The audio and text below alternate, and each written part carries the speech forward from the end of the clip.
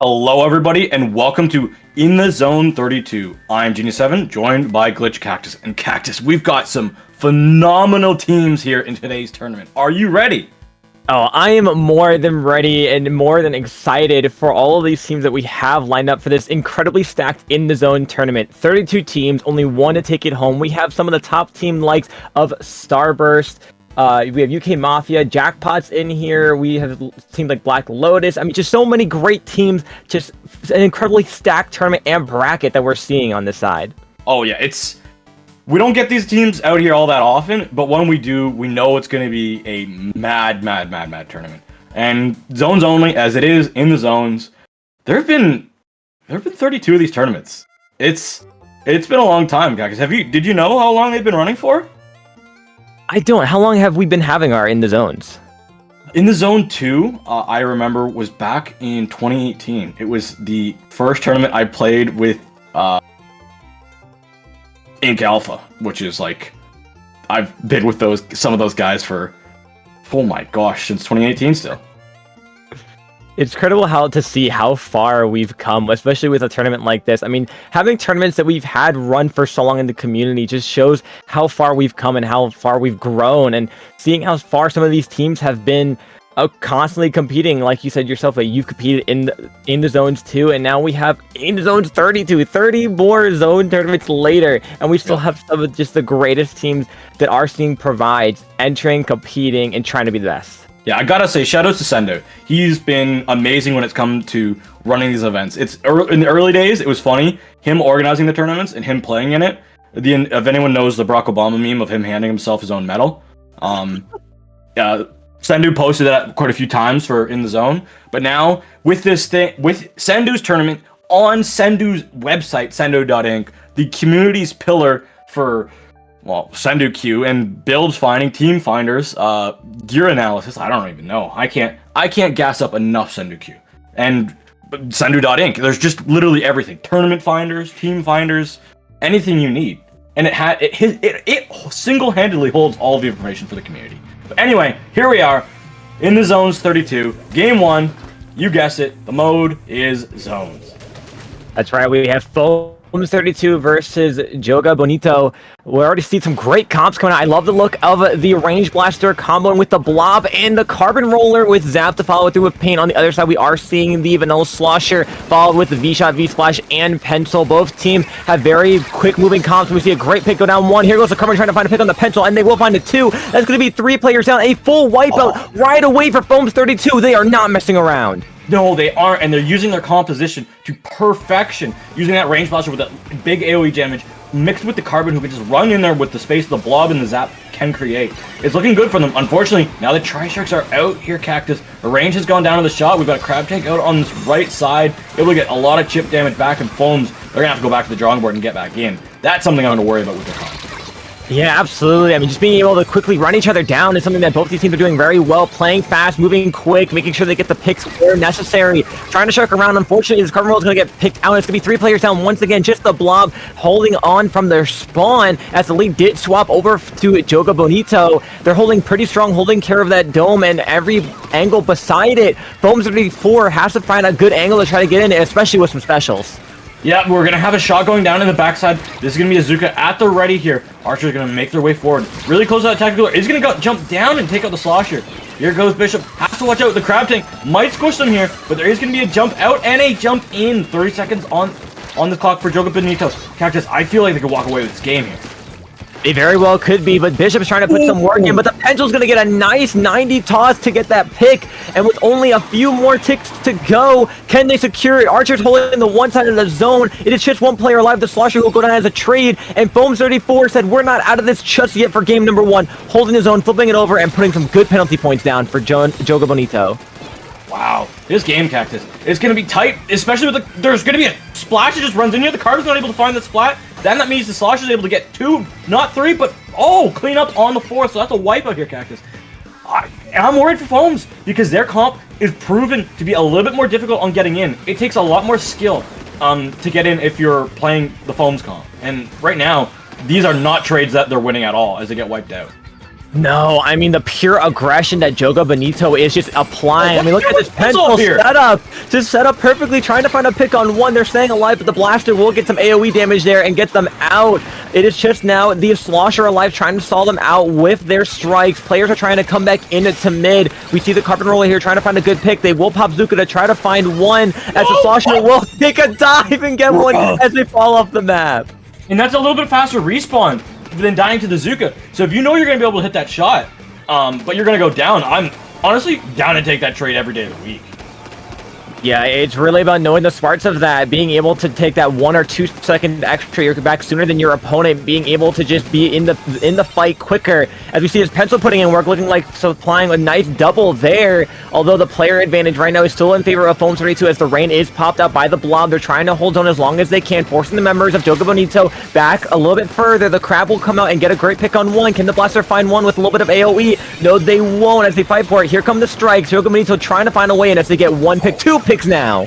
Pencil going absolutely massive, getting these clean spots down, assisting the team with the cooler, getting the paint control, getting the high ground control, just showing why and how Pencil is so strong on like all zones maps really in the game. It feels like. Yeah, I mean, Pencil being able to have pokes from so far with that range and so many shots to come out from it as well. The chip damage is unimaginable. It's always great to have one on your team. Just like we see here, the Pencil having just like a little bit of reset though. But with 2 players down on Foams34, Joga Bonito is going to try to find a way in here. If they get a pick here on the Blast and follow it out, they are fighting for their lives, getting it out. The players of Foams34 now just trying to fight and contest a couple more picks, and they will, making it a 4v2 situation on the board. Yeah, this is going to be dangerous. Pencil's going to be able to get out of there because Tactical Super Jump is, let's just say, strong. This is going to be an interesting spot here we find ourselves in, Cactus, for Foams. I don't know how they're going to be able to hold on to this with this Crab Tank going out. They're going to need a way to get control of the zone because at any moment in time, Tri-Strikes can come out and cap the other side. And luckily for them, they do get the splats. They get 3 splats, forcing the Pencil back. Final fight now. This is it, the final 25 seconds of the match, and with Foams34 trying to apply a lot of pressure to force Joga Bonito back. Cooler will be popped on their side, Blob grabbing it to get a little bit more damage. The Blob is really making it hard for Joga Bonito to go in. But here we go, the special's coming in, Zuka will get 1, Strikes will try to hold the zone just a little bit longer. It's trades all across the map, but the zone is still held. We're going to run into a little bit of overtime, but here's Joga Bonito trying to fight for the zone. The shot trying to get a pick on the left side. Down.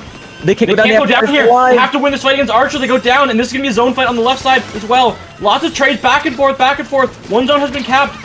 Every fight here is crucial. The players are going up and down on both sides, but the zones, they're going to stay neutral for too long. And that's going to be Joga Bonito taking game 1.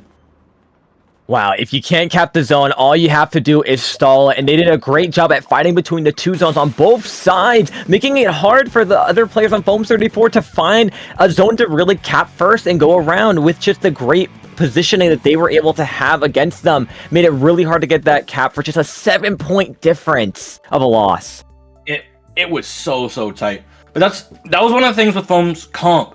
I love it, but you could see the weakness. You could see the weaknesses. If you lost Archer at any point in time, your paint output, your focusable paint output disappeared. Blob can paint well and a lot, but what Blob does by painting is it's able to succeed in controlling that area with all of its blob shots. It's not able to really accurately paint the little corners of the zone that you need to cap it, or Zap can. And I don't have to tell you guys how bad Carbon and Range Blaster paint, or lack of paint at all. Yeah, absolutely. I mean, with how much you really need your painters to be alive, they're doing a great job at just holding them back for a Joga Bonito, just really causing some mayhem. I mean, at first, the beginning of the game, Foam 34 looked like they had in the beginning with a great wipeout start off, but they were just not able to get those players in the Carbon, the Range Blaster to create that poke damage to force the members of Joga Bonito out. They came back with specials and they came back hard, and they were able to really secure most of that game, just majority of mid, and hold it for that last little bit of overtime as well. Yep, our next map here, Cactus, is going to be spot zones on Barnacle and Dime. I love Sendou .inc. It's able to tell us, the commentators, when the teams get the counter pick in, and it appears on our screen. It's beautiful. It's oh yeah. I can't say enough about it. But honestly, looking at this map, I have had experience against Bishop and Vera on this map separately. It is not fun to play against a Range Blaster or a Carbon when they have paint control around. And when you have both of them, you're going to make sure you have that paint control around. And these two players definitely know how to play this map, because I've seen them play it before. This is a strong counter pick. I don't know. I need to open the Sendou server to see what zones maps are available, but I'm 90% sure that all zones maps are legal. I wouldn't be surprised if we don't have like eel tail zones, if that gets banned. Or Flounder. Imagine Flounder. Flounder will be in the pool, bro. Come on now. There's those two slosher players in the community that avidly fight for it. Yeah, no, you're right, absolutely. And taking a quick look at the comps here, we do see a little bit of a change up from Joga Bonito, opting for the Junior to follow suit instead of the V shot. Right away, though, again, Foam 32 with a strong start, getting the splash right off the bat with a great pick. Bubble is popped by Yeti, but it's going to go down as well. And it's going to be a nice early hold for Foam 32, as they're going to get pretty much close to a delayed wipeout on Joga Bonito. Yeah, this is going to be a tight spot. Oh, Bishop's able to get a trade in that scenario. Beautiful direct from the Range Blaster there. Here's Tri-Strikes out. Joga Bonito, they want to come in here. They don't want these points to go away from them. And they are able to get the cap, allowing themselves to rack a penalty up. This is going to be a massive flank with the Zuka. Vera gets one. Can they get another one? The bubble is in the way. Somehow lives that splat bomb. My goodness, Vera. The mechanical movement of these players is so great, especially on this tight hill where they were all surrounded just by each other, huddled up. They're able to get 3 players down. It's just the pencil alive, having to force jump out. Thanks to that cooler, it's going to be really quick for them to come back from that spawn jump back. And they're going to be able to go in as a unit, which is what they're going to need if they want a chance at coming right back in. We do see Foam 34, though, with a great hold. Bishop getting 1, getting 2 with an AoE. It's just dangerous. That is exactly where Range Blaster can tear you a new one, and Carbon down in the pit as well. This is not a good spot for Joga Bonito. Foams, in my opinion, Cactus, they have everything in their advantage. They just have to live through these Tri-Strikes. Yeah, they do, and I love Bishop jumping back to stay alive. They need all their players up as long as they can to hold this. What a great close-up Zuka to get 1. The Crab is going to cause a little bit more damage, get 2 players down. They have to try to hold this for a couple more seconds, just stalling the fights away from the zone. It's just the blob now left, and they're not going to be able to hold it in time. Strikes will be popped a little bit early because they needed to cap the zone, and it will be the blob going down, being rushed by the Splash. The Splash gets 2, but gets picked up on the side as well. It's a 3v2.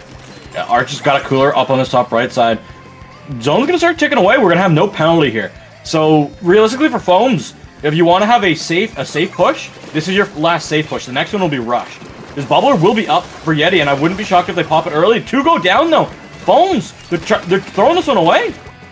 Holmes is not able to find any footing. They're just getting annihilated here by Joga Bonito. The tables have really turned here as they're trying to find any little bit of picks that they can. The blob trying to cause some side damage as the other players try to find other picks with Bazooka or the AoE, especially with the wave being popped down to track some players. Only a couple more ticks to go, and the lead will switch. 2 players down. Strikes here to hold. Can they hold long enough before it flips over? It's a fight for it. But Foam 32, it's gonna hopefully cap it. Oh my god. Thank you. Oh my goodness, my heart could not take that game. Vera's going in, gets 1, gets 2. Can they get 3? Vera, please, thank you. Cactus, absolutely cooking here. Oh man, look at this going in again. Continuing. Put shift on Twitter for me, please. If that's not a Twitter clip and a half, I don't know what is. Vera really just went in and destroyed all the players of Joga Bonito, and that's exactly what they needed. Now can the other players of Foam 34 hold this just long enough to keep Joga Bonito out as their penalty points will climb down. It's going to be 2 players going down. They're going to look for a third, then they will get it. The splash is live. Jumps coming from the top right. There is no crab now, though, and players of Joga Bonito are now falling apart. Like, I don't understand Carbon range, bro. Sometimes it feels like a wet noodle at point blank. But those 2 flicks, getting half your health gone is crazy. Zone is ticking away. There's no penalty here. You just got to run, pull it down on zone, but they're not there. Junior can't pick that zone. We're tied up. Game 3, incoming. Wow, great game played by Foam 32. Just when you thought they were down and out as points were ticking down, they found a way to come right back in thanks to Vera on the Carbon Roller, getting what seems to be like a 6-piece of players to get down and just really hold that zone for 1 point, leading all the way to a KO. What a great showcase of not letting dangerous situations get the best of you. Gets 1. Can they get another one? The bubble is in the way. Somehow lives that spot. That was my goodness. I have honestly no words for that. The mechanical movement of these players in as a unit, which is what they're going to need if they want to hit that coming right back in. We do see Foam 34 though, with a great hold. Bishop getting 1, getting 2. That was with an AoE. It's just dangerous. That were able to come out. That is exactly where range boss, especially that rain cloud. The fights away from the zone. It is just the blob now left, and they're not going to be able to hold it in time. Strikes will be popped a little bit early because they need to cap the zone, and it will be the blob going down, being rushed by the splash. The splash gets 2, but they'll pick up on the side as well. It's 3v2. Cloud by standing. My heart could not take that game. Means Vera's you gotta move outside 1, gets 2. Can they get 3? Vera, please. Yeah, being able to move it around. I mean, even using it like you mentioned, just for a little bit of health really delays any kind of. Look at it going down 10. Continuing. Vera just clutching up, going in. This is gonna be a massive flank with the truly Zuka. incredible work. 1. Can they get another one? Really feeling like the MVP that game, securing a lot of clutch moments needed for their team, leading this to the mechanical movement of these players as a unit, which is what they're going to need if they want a chance at coming right back in. We do see Foam 34 though, with a great hold. Bishop getting 1, getting 2 with an AoE. It's just dangerous. That is exactly where range bosses are unique the fight away from. Sendou's trying something new for this tournament. For the people that follow at the start in the losers rounds, they are gonna have their own little bracket. I was a big fan of these back in the day. I pulled up my old Switch. I don't know if people can see it, but that's our team picture for winning Sendou's underground bracket back in 2018. It was a great thing, and honestly, for young teams, it's great. But the thing is, these 2 teams aren't young teams, so I don't think they'll be too happy to be in that bracket yet. But if we have any like lone teams that want to join this, definitely, that's a place to be. Absolutely, it gives you a time to shine, and right now, some of these last game up for these 2 player teams here, Foam 34, Joga Bonito, we're starting off on Hagglefish, and it looks like they're going to be fighting for zone early on. No pick so far off the bat, but Vera on the side trying to get a nice pick on 1. This could be 2 players down, looking for a third. Trade's going off now, and it's just Foam 34 that's going to have to retreat back to spawn. So Splash is trying to put in, or sorry, the shot is trying to put in extra work here. I do notice they also have double Zuka on the side of Joga Bonito, bringing out the Neo Machine. So they're looking to get some massive aggression here with their specials if they need it. And here's the Zuka now. Yeah, Zuka is out. Doesn't find anything but space. And sometimes space can be valuable. Another Zuka is out. Both teams. That's just how it is. There goes 1. Vera goes down from the right side to the shot. The zone is starting to tick around. We've got this blob and the pencil fight. You just can't stand in the zone. And it's hard because the flanks are so telegraphed on this map. And we see it jump in. Will it be punished? Vera goes down. Bishop also stay alive because of Rain Cloud. Wow, you gotta love just the smarts of knowing, being able to use that to your advantage, and just staying alive without having to rush yourself for a pick. Knowing when to back off and just stay alive is so key there, and the rain helps so much with that. Points now counting down for Foam's 34. And Joga Bonito is gonna pop a Zuka to try to find any picks that they can, but no picks will be had by it. Special is not gonna be able to find a pick. They're gonna be fighting to try to contest the zone little bit by bit. Crab will come in from the tent, seeing if they can find any picks as players are marked, but I don't think any picks are gonna go down except for a nice trade. 1 point, 1 point. Can they hold on to this? Can they get to this? I don't think they will, because this is going to be Yeti on the zone, especially with that pencil following up in the backside. Getting that clean cap, it took them a lot, and Vera going to try and go forward here. Cactus gets 1 and has a Zuka. This should be able to find at least some chip damage. I don't think that shot will find anybody, no. The Bellatelli will not find it.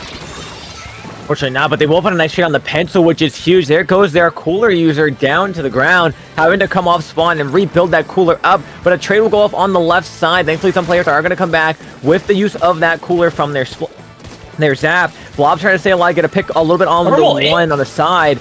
I respect the pick because you're able to spot those out and see if the players leave. That's incredible. It's a pretty flat map though, but I like it. Any little blips of edges you can use to your advantage. This Blob is using for sure. Foams34, it does have the lead now, by the way. Leading down the point, still counting down. Zuka will be popped. Everyone will try to rush the zone from Joga Bonito, trying to get this cap and start marking down their own penalty points.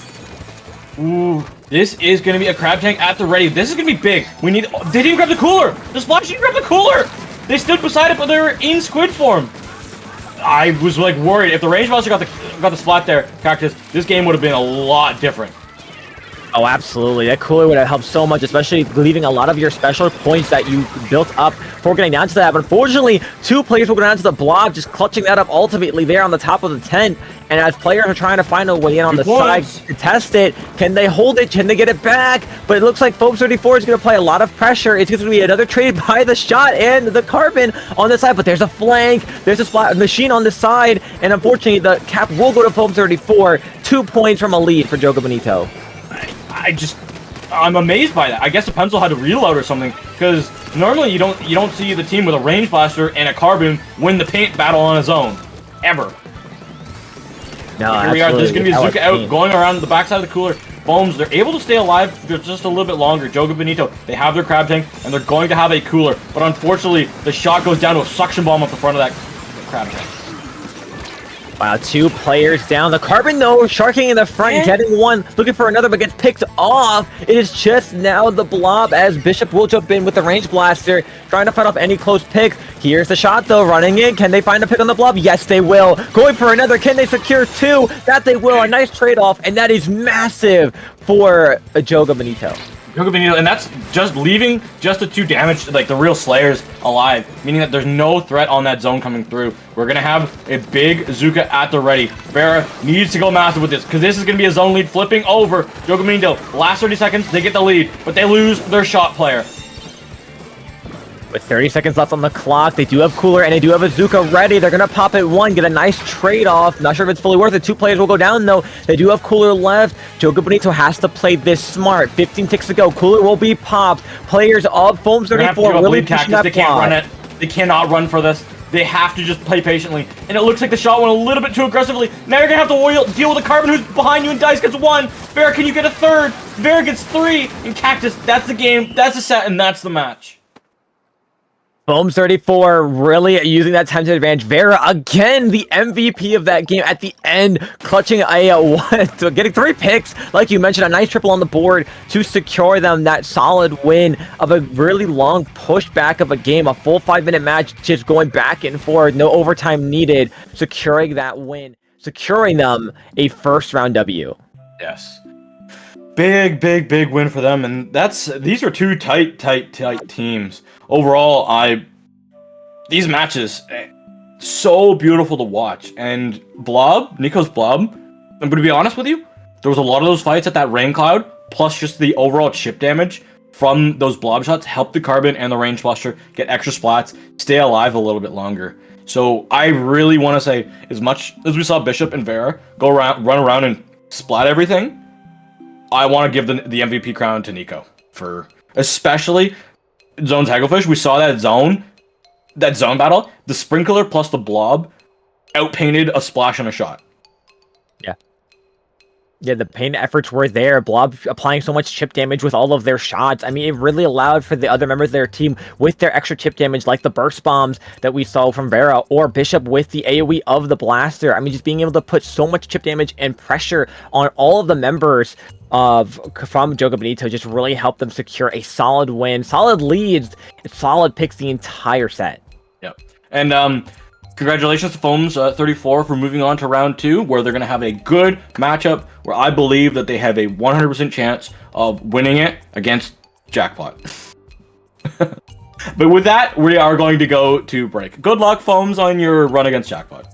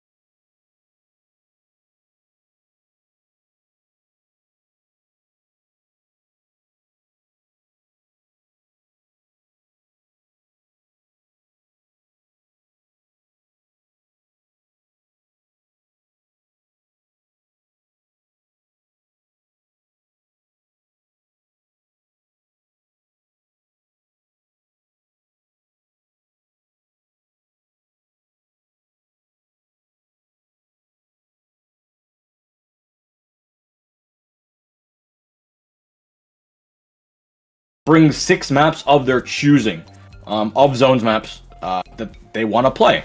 Like Moonlight, they have selected Hagglefish, Mincemeat, why can't I remember the stage names? Mahi Mahi Resort. Because I have to remember the name of it that actually is called, and not my nickname for it. Like, not the other name. But yeah, along with a bunch of other. But the game 1 is going to be ASC Tenshi's pick, actually. I am a little bit surprised that it didn't pick a map that both teams had selected in their map pool. Because Roboron could have been game 1. Roboron would have been a fun one, but instead we're going to go with the really short, one of the shortest maps in the game, that being Brine Water. We're going to see what these comps are looking like by both these teams. I love seeing the Vanilla Jr. come out, 96, the new Stamper with Crab and Pencil, and looking on the side of ASC Tenshi, we do see the Range Blaster, Slosher, Pencil, and a Shot come out, and the Shot's actually going to be the first one that's going to go down right away. Oh, by the Range Blaster on ASC Tenshi. Can they find a third? Yes, they will. It's just the Pencil alive, and Moonlight is rushing into their spawn. All right, Cactus, while we have a break here, what do you call the new Stamper? Is it Neo Stamper or is it Stamper Nouveau? I want to call it Neo Stamper so bad so many times, me personally. But no, that's what it's actually called in game. It is. Even though it's Nouveau. Is it? It's anyway, Nouveau. The game is rocking it down. Moonlight, they are, well, it feels like the sun is out, and they are beaming ASC Tenshi right now. Yeah, absolutely. I mean, here's Nolan again with the Kraken as well. We're going to try to find a pick from behind. ASC Tenshi actually will be able to find one. Oh my gosh! What a pick on the shot with the Kraken at the end of its lifespan. The Pencil will go down as well. 2 players left alive for ASC Tenshi as Moonlight once again in control, trying to find another. Typhla will find one. Unfortunately, go down as well, though. That wave will get thrown down, but will get shredded immediately. And it's just the players of ASC Tenshi trying to find a way, even just out of their own spawn, because they're being held so far back. Strikes will be popped out to try to flip the zone, but it just might not be enough. Oh my goodness. Omega goes in, gets 1, gets 2, gets 3 before getting... finally, somebody looks at him. But this is it. Nolan's just going to be able to run this down, and with some help of their teammates. My goodness. This is disgusting.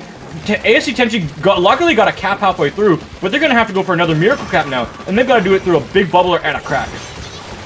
There goes. Oh, there's one. The Kraken finds one. Can this player get away just in time? They will try to juke them out and find the pick, but no, Nolan is just better like that. Gets the pick on one, and right away, game 1 goes to Moonlight. This was ASC Tenshi's, in ASC Tenshi's map pool, and not in Moonlight's pool. What? This was like a game 1 counter pick, and they got steamrolled on it. I've never seen anything like this, Cactus. Scratching my memory bank, and I am floored with the performance I've seen from Moonlight.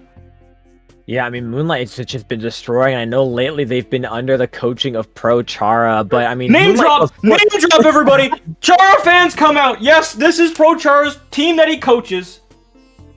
But even before then, I mean, Moonlight has been doing amazing things, even without the help of Chara, but you can't help wonder if, like, Chara's got some great influence on them, whether that's changing a certain mind or pushing them towards a stronger suit, a stronger path, and I mean, we saw that power that Moonlight's bringing to the table this first game. Undeniably strong and powerful, and they're going to try to continue this going forward, and it looks like our game number 2 is actually going to be going over to Hagglefish. Dang, that was a fast counter pick out of the side of ASC Tenshi. I'm a little bit concerned because both these maps, they have a death pit of a zone. That's about all the similarities that they have. A death pit in a zone that Sniper Rider can destroy. And I don't think there was a Sniper Rider differential, more or less than a sword and a 96 cal just took away half your health at the beginning of every fight. And then either if the pencil didn't hit you for one, then the sword or the 96 hit you for the other chip damage that you needed. And that was pretty much it. So I'm going to see if Moonlight's going to come up with something. Oh, let's go! 10 Umbrella players, come back out here, people. We are here and we are ready. Umbrella will come out by Shadow and Omega swapping to the V dualies that will have a strong crowd to put some damage out, but ASC Tenshi might have to use their strikes or Zuka to take it out if they can't with the Blaster's AoE. It's going to be right away, 96 going down for Moonlight. Make that 2 players down right off the bat as the dualies tried to go in and got a little overzealous. It's going to be ASC Tenshi trying to fight to hold the zone. They will get the cap as the tent will cause a little bit of stall for it. Lots of trying to go in, gets picked up by the pencil. 2 players down now for ASC Tenshi, and Moonlight's right back where they want to be and capping the zone real quick. All right, Shadow, show us how well Tenebella can work on this map. Make it so my team allows me to play this weapon at Genesis next week. I want to beat Boop Boops with the Tenebella. Hey! Tenebella would be a fun thing to fight. I mean, it's a great weapon with some great uses to it. Here's Nolan with the Kraken trying to pick on one and gets a nice one at it. As they do also have a jump in. The Crab is in a great position as well. Just annihilating these players of ASC Tenshi, not being able to let them get out of their spawn. Crab will find one. The player can't jump out. Moonlight is just obliterating the spawn here and making sure no one can escape. This is... the amount of Moonlight that I've seen right now coming out is more Moonlight than I've seen from Cresselia and Umbreon combined. This is insane. For any of our Pokemon fans out there, they know the reference. This game, ASC Tenshi, has to go in with these Tri-Strikes. They get 1, they get 2 splats. Can they get the zone? They have life. They have life, Cactus. They're not down and out just yet, as one player is gonna shark on the side. It cost 3 players to look away from the zone just to get the 1 pick. Unfortunately, thankfully for them, it did not cause them to lose any bit of play. They will get 2 players down. The Crab will get 1, and they're gonna try to find another. That they will. Players coming back in from ASC Tenshi as Omega is here on the side, looking to rush in with the dualies, find a good pick on the side. Points are still counting down. Here is the tent now, trying to cause a little bit of mayhem. Kraken's out, Zuka's out. Can they find the picks? Can they find the zone? It's still going to be a hold for ASC Tenshi. They gotta hold this because Shadow's gonna come in. Will Shadow be able to find the spot? No! And the zone paints over top of their feet, meaning they're gonna get taken out almost instantaneously. Now, there's a jump into Dice. You gotta punish this fast and you gotta punish this easily. Unfortunately, you lose a range blaster for that, so that was not as clean as I wanted it to be. With the zone, it's ticking here. ASC Tenshi, this is gonna be an opportunity for them to take the lead, and they're gonna have it. Wow, that's the lead. Can they cap the zone in time for Moonlight? Is able to get in. The Sprinkler's in a great position. They're just painting the zone as much as they can. And ASC Tenshi will tie up the score 1-1, going to a game 3.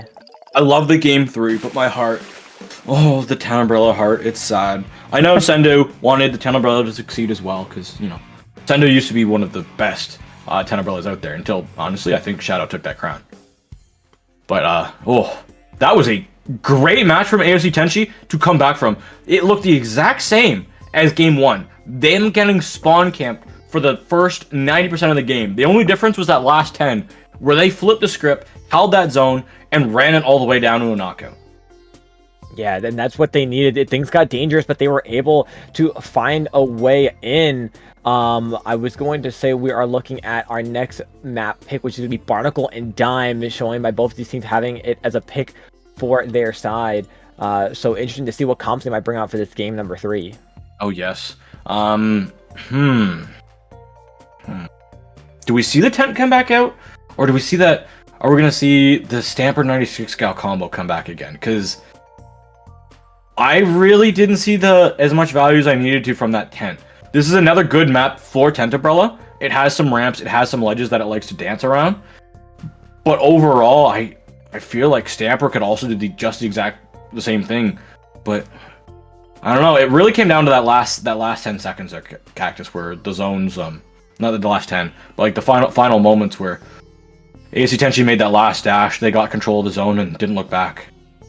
Yeah, they do what they wanted, and they had it. They had the control of that zone. They were taking great positioning, making sure they piled on any players that were trying to individually go in. The dualies trying to find their own picks on the side. It was unsuccessful. The 96 was trying to take care of their ramp and find a way in, but they could not successfully get it, as 2 players were able to take down that wall and get that pick with some help with the Zuka. They played that very well that last couple seconds of the game for that knockout, which is what they wanted. And I mean, tying up the board against a team like Moonlight is incredible. It's a great position to be in, knowing that you do have a fighting chance. It's not just going to be a sweep. Yeah. We're just fixing up the bracket right now because Sendou.Inc. is displaying that ASC Tenshi has won game 3. Yet we clearly know that game 3 has not happened yet. So we will be playing this game. Don't you worry, folks. Don't you worry. If you look at the bracket, that's not the correct score yet. The game is not done. Well, we have it for you right here on Dapple. Speaking of that, right here on Dapple, we have another tournament coming up tonight, Cactus. You know what it is? Tell me, what amazing tournament do we have tonight? Squid Junction, baby! Woo! Let's go! Let's love us some Squid Junction. What's this? This is number 61, I think, correct? I can't remember what number we're at, bro. I've lost track of how many every other Saturdays it's been. But a lot of other Saturdays. Yeah, it's sometimes it gets moved because like normally we don't have Triton and Squid Junction the same week. Yet we had Triton yesterday and Squid Junction coming up later today. So yeah, what is Pat saying? Yep. Yeah, 61. 61. Yep. Let's go, Pat. Pat knows. 61. So if you haven't already and you're loving what you're seeing here on In the Zone and you want to play in a tournament, coming to you later today. Squid Junction 61. Sign up, get a team together. If you don't have your team already, hey, form a pickup. It's still great practice. It's still an opportunity to fight for it all in such an amazing bi-weekly tournament. Oh yeah, for sure. Alice will probably ping me in a second why we don't have it next weekend. It might have something to do with a land major, but I don't know. Or Alice just wants a week off to play Final Fantasy. But Alice doesn't take a week off, so you know. Maybe it's both. Maybe it's both. We I know as always for Dapple, every Wednesday we've had 3 Wednesdays in the past 200 and I don't even know how many. 250 paddling pool was like 3 weeks ago, was it? I can't even remember. I don't know. It's been. I don't remember dates anymore because of midterms. Midterms will do that to a brother. It's like, what day is it today? All I care about is when my midterm has to be done by. Yeah, at that point, that's all that matters. You wake up, midterm, go to bed, play some Splatoon on the side. Who needs to know what year? Who even knows what year is anymore? We don't pay attention to that. That doesn't matter. I don't even know. It's could be 2018 for all I know. We could have Octo expansion coming out soon. Ayo? Side order?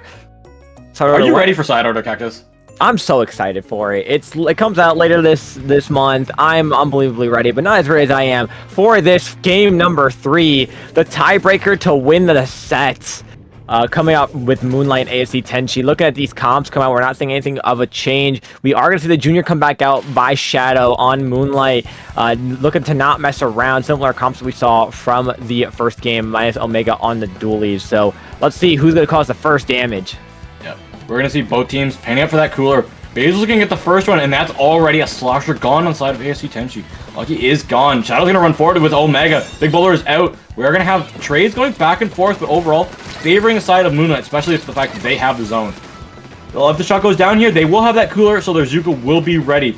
Ooh, we got to make sure that the pencil doesn't go down to Shadow, and it is going to jump out. Good start for Moonlight here, though. Yep, they're holding strong. They have great positioning here, trying to stay alive. Here's no one trying to hold around their wall, but will go down to, it looks like a bomb or some sloshes over by the slosher. Omega now with the dualies, trying to stay alive here, build up crab so they can have it ready, and they will, and they have a great positioning for it too. Trying to get as many players as they can. They get one, they get two. Can they find a third? A player ends up being from the map, and it is the slosher. If memory serves me correct, we are past the 50-point mark, so this game is going to count, I believe. Yeah, this game will be connecting. It's... Oh, wait, hold up. Was past 30 or higher. And yeah, that was definitely past 30. That was right around the 50 mark, so that's gonna be unfortunate. Unfortunately, ASC Tenshi definitely didn't want to go down that way. Such early on in the game, but things happen. Unfortunately, can't control when these things take place, so I'm sure Moonlight didn't even want to win that way themselves either. An unfortunate way to start things off, but hey, a win, it's a win. Moonlight moves on, continuing into the winner side of the bracket, and ASC Tenshi will get knocked down into the loser side in hopes of bringing it all the way back. Yeah, they don't have the run of being able to go down into our underground bracket. They are officially the first teams, one of the first teams in that loser side of the main bracket. So for ASC Tenshi, tough pill to swallow with a disconnect in a pivotal game 3, but that's how the cookie crumbles sometimes, Cactus. That is how it crumbles.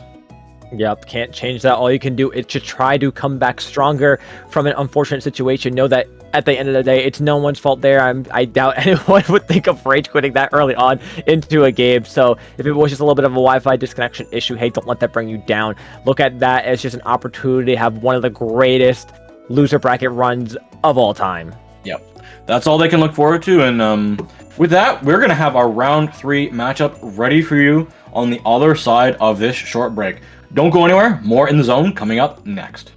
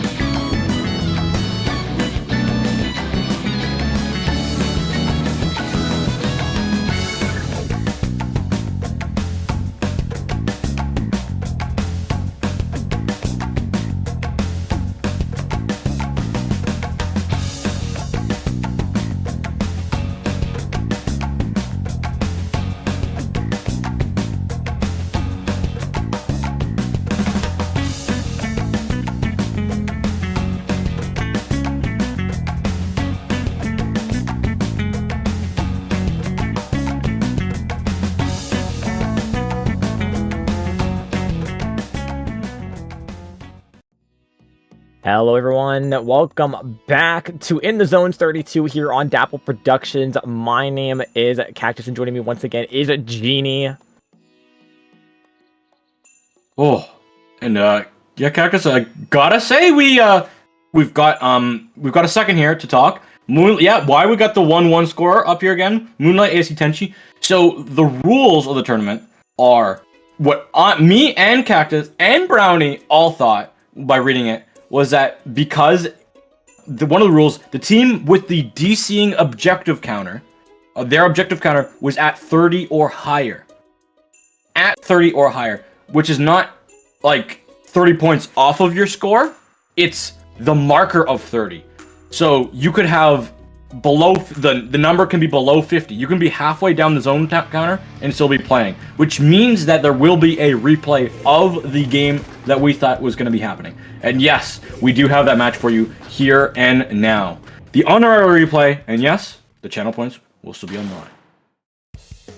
So coming back in, we are going to have the rematch, as Genie mentioned. Coming in here, both teams are rushing to the zone. Similar comps, of course. They have to keep everything the same.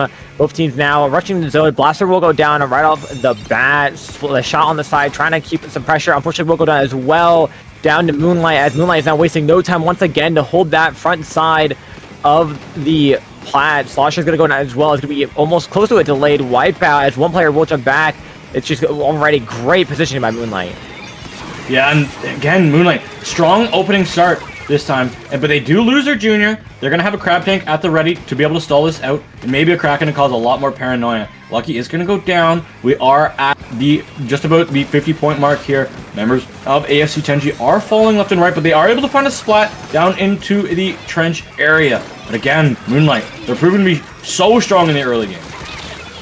Yeah, I mean, look at that. Nice trade-off going down by the duels, and they are, I believe, coolered up, so they will be back in no time. Trade's just going off left and right. Just the junior trying to touch himself. Duluth will come in and help with one, help with two. 3 down. That's going to be a full wipeout on AC Tenshi, and Moonlight quickly securing this game like we saw they were doing just before. Trade-off to end it off.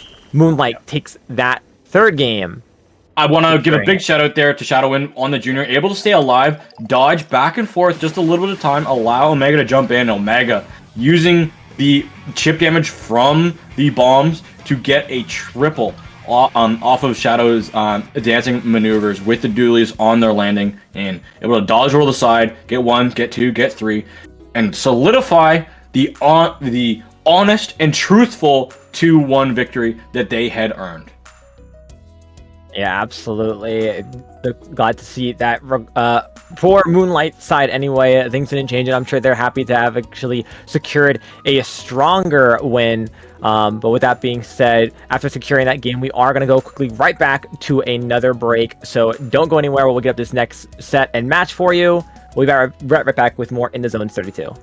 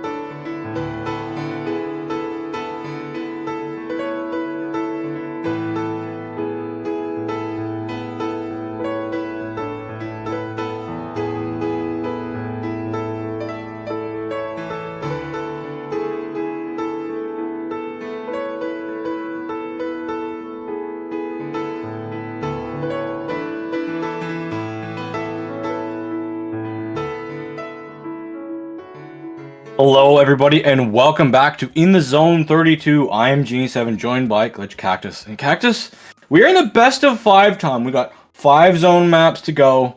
A lot more time for these teams to maybe have a game, because we know zones games can come down to one pivotal moment where the entire game can just wash over you, and that be also a lot more wiggle room for these teams. But overall, we got a good matchup. Our 4th seed versus our 5th seed. Yeah, both these teams, Celeste versus Atomic Bombs, very notable players on both sides. Coming from Atomic Bomb, we have Atomic, Usneep, Yoshel, Zenith, Mickey, and Terra. And from Celeste, we have Kiver, Luma, Phoenix, Cam, and Yu. Some great players on both sides. Definitely to be one close match. And what better way for them to go off against each other in a best of 5? Yeah, I'm gonna put personal biases aside, because I would like to see the Zero versus Kiver matchup, so we can have Come On Kiver in 2024. But no, I want a good match in front of us. That's all I care about. A remake of that would be quite something. We do see the Vanilla Stamper coming on out. That's going to be Zipcaster. One interesting pick for a map like this, but I'm sure it will put some work in. The Nautilus also coming on the side of Celeste, so going to be some great paint output, some Storm to cause some extra mayhem. Right away, no picks right off the bat. It will be Celeste with the first cap of the zone, but quickly flipping over. The shot will go down right away. Atomic Bomb is looking for some great picks here. Trades will keep going off, but it's going to be Celeste that has one player out. Delayed wipe causing from that jump out. And Atomic Bomb is wasting no time taking up as much space as they can.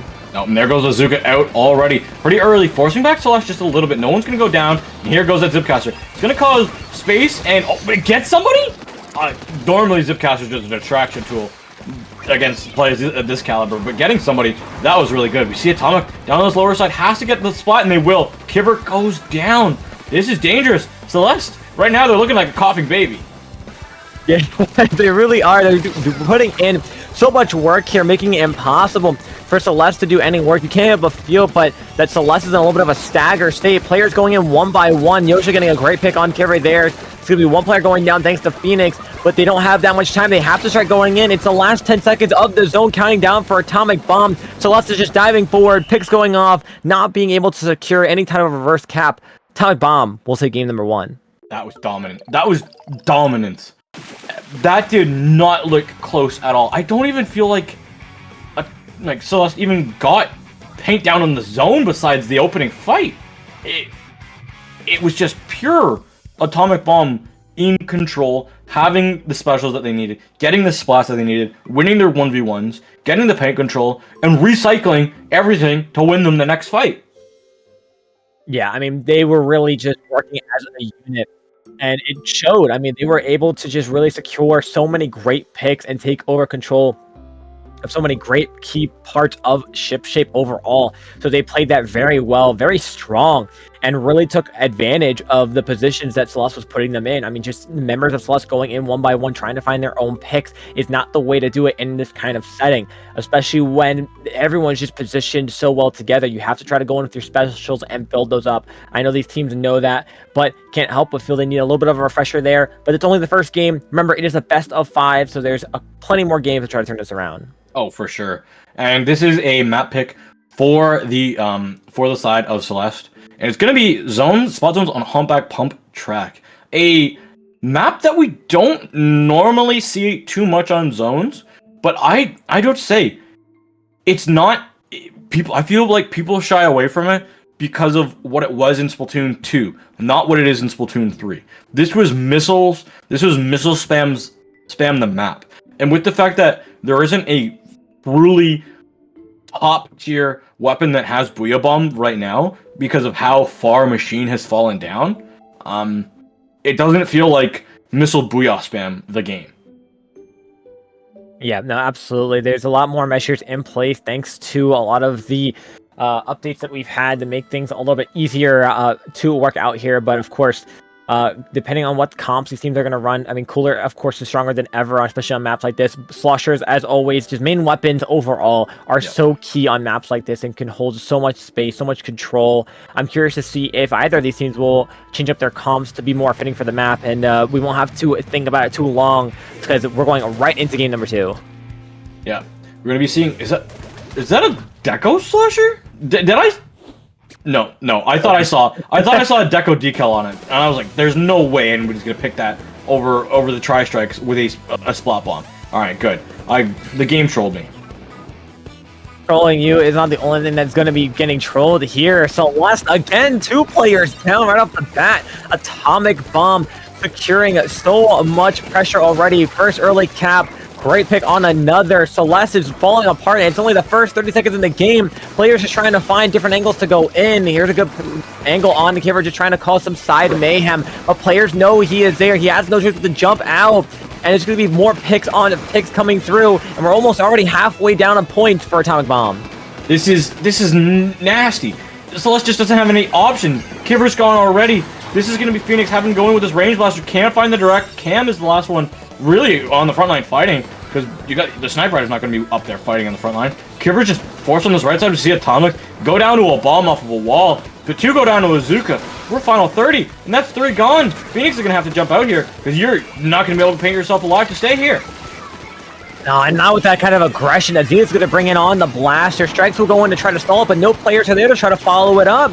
Pencil's holding strong. Other players are painting it. The last 5 seconds are down on the clock for it. And with 2 players down, Celeste can't come back. That's a 2-0 win for Atomic Bomb, putting them at game point. Yes, they are up, and this is a 2-0. That is a 2-0. If anyone's ever watched me before, I say there's matches that are 2-0s that don't feel like it. This feels not just like a 2-0. This feels like a 4-0 right now. This is not close whatsoever. We've had 3 neutralizations, and 2 of them were because the zone starts out with no paint on it. Yeah, like, I mean, I don't think I have to say anything else besides Celeste has had tri-strikes to neutralize zone and not capped. That is it. Yeah, I mean, the weapons that you would expect to go in to help counter with those strikes are just never available. They're going down to bombs or Zukas or just being pressured out and forced to jump back. It's really unfortunate that the scenarios they're in, it feels they're playing less like a team and a little bit more like, I dare I say, solo queue, but unfortunately that just might what happen when you're with players that are forming this kind of pickup team. I mean, I'm sure some of these players have their own teams they play with, but just weren't available today. So I'm sure maybe they could try to find a thing or two, especially on the next map, which is going to be Brinewater Springs, a very short map and high potential to take a game. Yeah, it's a short map from spawn, but it has long range sightlines, and I'm a little bit worried because Yoshal has been absolutely pummeling with that sniper rider so far. It has just been like a key cornerstone piece that does not go down and does not miss. And with a weapon that takes 2 shots to splat, it's been almost like sniper rider takes 1 with watching Yoshal. Yeah, I mean, it helps when you're so dedicated to a weapon and can really just make it cook. We are seeing Kipper switch over to the splash. A lot of swim speed on that. Going to be trying to swim around and get close picks or just be very ready in play style. Cause some mayhem. Squeezer's going to come back out. Pencil as well on the side of Celeste to cause some mayhem. But oh my goodness, look at that paint control already by Atomic Bomb. Applying so much pressure right off the bat. Celeste is having to fight off from their own spawn off their ramp to try to get some paint out on this field. Yeah, there was a little bit of neutralization again. Like, realistically, again, this is domination right now. Atomic Bomb is playing so well. Can the Kipper find some spots with his crab tank to go in this ball form? They're going to force some jump outs. And finally, Celeste has a cap. Finally in game 3. And this disconnect, the team will have to stop playing. Celeste will have to stop playing. And because of this and the timing, they will be replaying this. And at any point in time, I would like to remind all the viewers that there is a rule in this tournament that no matter what time the disconnect happens, if both teams agree, there can be a gentle squids agreement to replay any match possible.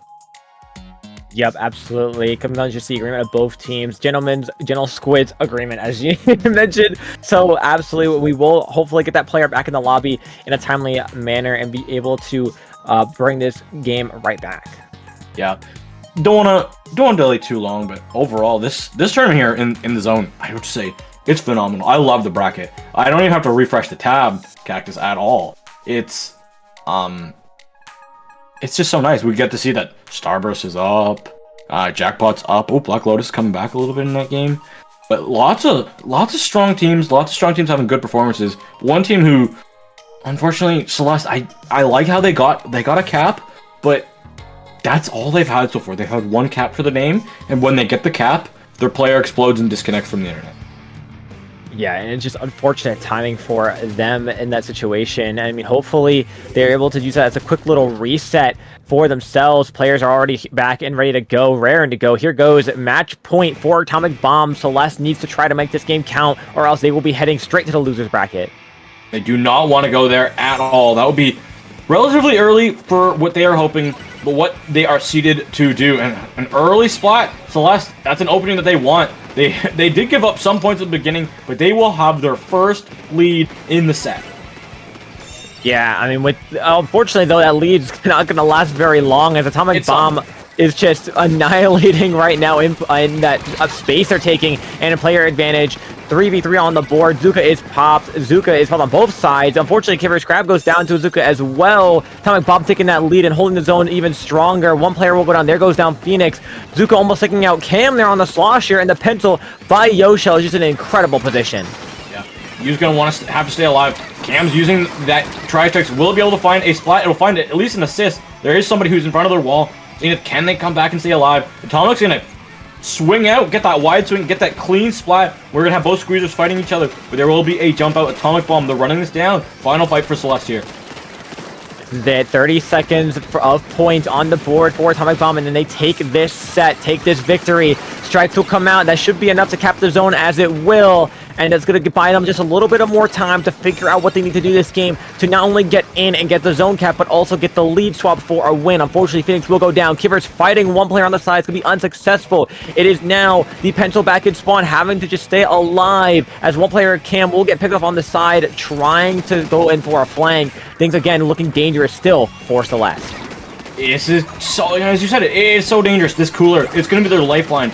Realistically, this is the last clean fight that they're going to have. They're going to have to go in now. Tri-strikes are out. Those, with how they are placed, should be able to get the instant cap. They are placed beautifully by Cam, meaning that, like, there is no holes to find the paint down before those strikes are landed. Yeah, absolutely. But I mean, with the players just constantly going it down, taking fights in their own spawn, that jump, it's unfortunately going to go down to the Crab. They might try to get another, but it's be unsuccessful. Players getting a little overzealous there, getting a good pick on one. It's going to be a full team on team up on the board, and they have to try to find a win. Strike's going to come again, try to stall out the zone. Here is the sword getting the cap, but unfortunately, it's 3 players down. That cap doesn't mean anything if they're unable to make anything use of it. It's just players constantly going down on both sides, but it's all happening in the spawn of Celeste. They need those fights to happen on zone and away from their own spawn, which they've been locked in almost the entire game. Again, they've just been able to get their mandatory caps every time that the penalty gets low. They're gonna have to do it now. I don't know how close Cam is to these tri-strikes. They are very, very close, and they go down at 97%, and I think that's it. I think that's the kiss of death. It's over. Atomic Bomb versus Coughing Baby and Celeste. They are the Coughing Baby today. A 3-0 win for Atomic Bomb, securing the set, moving on further in the winner side of the bracket. Unfortunately, sending Celeste down to the losers. You can't help but feel it was a good fight fought, but there were just some things that Celeste couldn't work out that Atomic Bomb was really able to play off of and secure. And good luck to Atomic Bomb versus Starburst. I do have to say, if they're going to be playing like that against a team the caliber of Celeste, they definitely can take it to Starburst. I'm actually being truthful and honest this time, especially with Starburst dropping in a game earlier on to our 16th seed, New Generation. Not something we usually see from Starburst. They're usually a team that comes in and is very clean until they lose. Yeah, absolutely. They're going to be doing their best. And just an update for the winner side of the bracket as well. Jackpot was able to beat Black Lotus and move on. Grougrou is 1 up on Moonlight as well, so that set is going to be continuing to finish. But some strong teams finally shining through, leading their way to the winner sides of the bracket, showing close up for semis and overall finals altogether. These teams are giving it their all for a chance to take it all home. Yep. We are going to have that next match up and ready for you as soon as it will be available to us. But for right now, don't go anywhere. Lots more great action coming up on Dapple Productions. We'll see you on the other side of the break.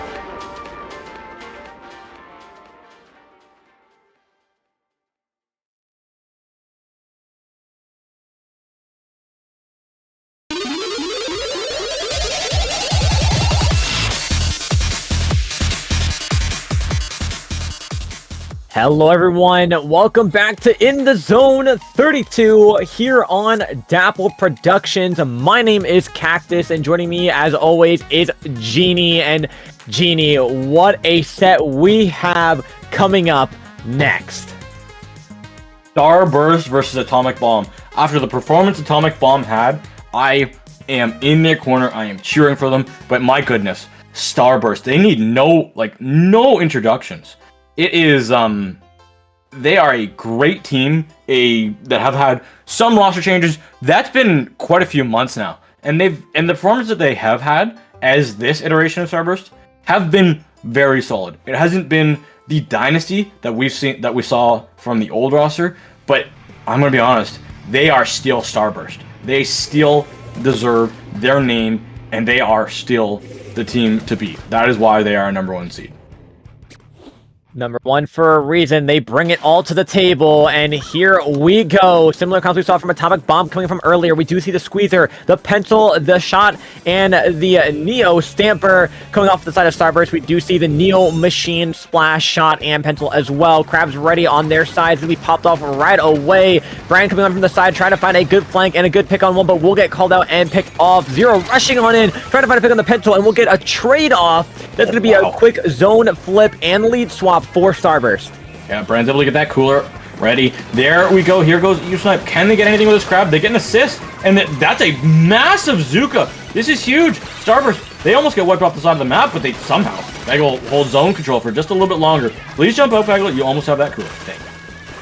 Yeah, Bagel playing smart there, backing up, trying to hold as long as they can to stop any form of pressure, but with that cooler pop, the Atomic Bomb is going to hold steady. Zuka gets popped on the side of Starburst, trying to find a pick on one. They're going to try to pinch it. Unfortunately, they will jump out and jump back into the zone. Down goes the Squeezer, down goes the Stamper, both back with cooler. Can they get the pick on the Pencil? No, they won't. Actually, no, they will, but Zenith will find a trade-off as well, getting a pick on one with his Zuka, and that's going to be a zone flipped over again for Starburst. The Atomic Bomb, though, holding on strong with the Crab. The lead in their favor by just 4 points. Yeah, this is such a tight game, and it's looking good. Atomic Bomb is holding themselves in there, and Starburst, at any moment in time, they could go massive. We are going to see Ice popping that Crab tank. They have a massive marker coming through from Brand with those point sensors. But the Zuka, it has done a lot of damage. Able to find 2. Can Xena stay alive as we see 0 on this low ground? And they will, but they go down. Brand, they're coming up huge with their Zuka. Get one splat. They're going to have to try and dodge and dip, but they find themselves in Yosho's line of sight. Oh, but the Zuka from 0 takes out 2. And just when you thought the zone was going to flip, it's held on by Starburst. They get the lead swap to 59. They are all pressuring them from the sides. It's a dog pile on Atomic Bomb. And now they're forced to have to try to stay alive and back up very so slightly just to stay alive. Zuka gets popped in retaliation. Can they find a pick with it? I don't believe so. And lead is now still climbing down for Starburst. It's ticking down. It's definitely ticking down, but the zone, it should be neutral, but then again, I looked away because I thought it was before, and the zone is still kept by Starburst. They're just a little bit better at painting the zone for some reason. I don't know how, but Atomic Bomb, they're just struggling. They're trying to find a way in, but Ice's Crab Tank is just so disgusting. It's an Explo and a Hydra mixed all in one, and you can't really do anything to face tank it when you have 0 running forward, trying to get these trades. 17 seconds left on the clock. Can Ice fall down here, or will Ice stay alive? The spots are gone. Brand's gone. That's another one gone, but you have to paint the zone. You have to go through 0. You have to paint the zone, please. 1 point. Thank you, Atomic Bomb. Wow, Atomic Bomb holding on, unfortunately, though not for long. Picks going back and forth with Zukas and just regular picks. Starburst once again being pushed out from where they were sitting so comfortably before, but as they did just a little bit ago, Starburst can come back when they need to. They need to stay alive here, as now penalty is over for Atomic Bomb. Zuka will come out, try to find one. Yosho will pop cooler on both sides is ready. Zuka will find a pick on the Stamper as Atomic now tries to stay back and live. That's going to be 2 players down, and Starburst is going to look to try to cap the zone. They do have this cap, and here goes 0, trying to go in, gets punished pretty darn early on. Yeah, has to stay alive, has to stay a little bit back. Ice is back with Brand, and oh no! That is going to be Bagel going down really close to that cooler as well, to that Zuka. Lots of members of Starburst are going down left, right, and center. Here goes that Zuka out from Brand. What can they find? They got 1 shot left. Are they going to find a Hail Mary? They will not. And this is dangerous because Atomic Bomb, they are just going to get through the penalty now. That they will once again, but as Starburst has been proving so far, they will cap that zone and cause that penalty to build back up. They do have a crab ready, but Atomic Bomb will pop theirs first. Brand on the side, trying to find any picks with the machine. Forcing players back. Zuka will get popped in retaliation to that. Points are counting down. We're under the 20-point marker. Zuka will try to take care of the crab, but the crab is going to hold on strong. 2 players go down. They're going to fight for the zone. It's going to be Starburst getting that cap, fighting this more as Zuka pops out and gets Brand. Brand goes down. This is dangerous against Starburst. They're losing their players, but they got the cap. That's okay for them. There's going to be just under 40 seconds on the clock remaining. 30 now. Zero has a Zuka. What can they find? They get a trade. I think there was a trade with Atomic. I don't even know what was going on, but Atomic Bomb, they've got this zone. They have to watch out now because the cooler will be online with a crab tank and Starburst. With those specials, can start to make a slow burn of a push. Yep, they've been making sure they're playing patiently, not rushing in and going down, surviving all the specials that Atomic Bomb tries to throw at them. With only 8 points counting down and a penalty is almost over, Zero gets 1, looking for another in that corner, goes down, they get Zenith as a trade-off, and it's going to be a quick paint the zone for Starburst with some help with the crab. Starburst taking game number 1 in a very close game. Beautiful game out of Atomic Bomb and Starburst. If I could bottle this up and send this into a best of 5, I would. Luckily for us, that might be in the cards, but we'll see what Vegas has for us today. Hopefully it's better than tomorrow's Vegas game, but, you know, it is what it is. We can only hope as what a great win that will be. I mean, just great plays overall by both teams that whole time. Atomic Bomb especially, I want to shout out their ability to just really come back out of any dangerous situations and push Starburst, one of the top teams in this tournament, back to their own spawn in a map like that. Just to get not only just a good hold, but bring it down all the way to 8 points, which is massive. Yeah. It was just unfortunate because there were some times where the zone, like where Starburst mostly got all their points, it was a massive advantage for Atomic Bomb. And Starburst with some good Zuka shots and zone neutralization, keeping it neutral. I gotta say, again, Bagel staying alive on that Sniper Rider, having a Sprinkler, having that main weapon just to paint it down, keeping it neutral for long enough that the members of Starburst were able to come back in his own, especially Zero with his Zuka, or if it was Brand, I can't exactly remember. Getting that Zuka, getting that double, and with the zone being neutral, they didn't have to go through a penalty. And that's how they really racked up most of their points. Because when they were down in that 50s marker, a zone penalty there would be at least 30 to 40 seconds. Yeah, I mean, especially like you mentioned with the how these teams were playing, the aggression from Zero as well on Starburst was just incredible. They were in positions that were causing 2v1s to take place, and he was at least taking trades off, which is huge. And they're gonna have to try to continue that type of pressure as we look to Mako Mart for our game number 2. Wow, Mako Mart, not an uncommon map to see on spot zones, but this is the first time we've been seeing it on stream today, which I'm gonna be honest is shocking to me that it's taken us winners round 4, map number 2 to see it. Yep, it just goes to show that some players don't like this map as long as they have or want to try their hand at other maps that they're unfamiliar with. This is, of course, a classic in the Splatoon series, and right away you can see how these players know their maps. 2v2 now on the board. Players going down on both sides. It's going to be a zone flip for Atomic Bomb, so holding on strong as the members of Starburst come in and get that zone flip. One player will go down. There goes their backline. There goes their machine. There goes their shot. And this is going to be a complete wipeout on Starburst. Atomic Bomb taking that zone back. Yeah, Bagel, the only thing that was preventing that wipeout sound effect to come through was a tactic cooler at the ready to go. Now, Starburst, everyone's favorite breakfast, now with the 0 calories, will be trying to get their tactic cooler online to go in order the cereal that they need in the aisle zone. They're doing their best to fight off these members. Here comes the Zip, unfortunately getting a pick on the pencil. The Zip getting another support pick there. Amazing job there, Atomic Bomb with more control. It seems they're really able to get Starburst in a bit of a stagger here, forcing the players to have to play around what they're being able to do and stop creating the opportunities that they need. Yeah, and that's a good trade, I guess, on the side of Atomic Bomb, because you're kind of okay with that, especially with their cooler being up at the ready. But Zero, as this Zuka mixed with Ice's Crab, what can they find? We see jumps in on that top right, chip damage down, but no splats found, no spots connected. Make that 2, make that 3 found all of a sudden by Starburst. Atomic Bomb, they're gonna have to go back and regroup. Now Starburst looking kind of comfortable in these positions they're in. Zero jumping on over to Brand, knowing they were in a difficult spot. Here we see them holding on as strong as they can. Bako holding that left stack pretty well. Although the zip is ready on the side of Atomic Bomb, and I know they're going to want to make a play soon. But unfortunately get picked off. They're unable to make any kind of play, and it's 2-down situation for Atomic Bomb. Starburst now holding strong. Zero gets picked off from the back as Zenith is rushing forward, trying to get a pick on the pencil. They will get 2, but the zone will flip. Brand will hold on with Zuka. Zero jumps in, and this zone is still in favor of Starburst. It is. This is actually such an entertaining set to watch so far. I hope this can continue. Atomic Bomb, they're gonna get the paint down, but Zero, what is Zero cooking? Brownie, show him Zero. Show Zero. Oh, he was cooking.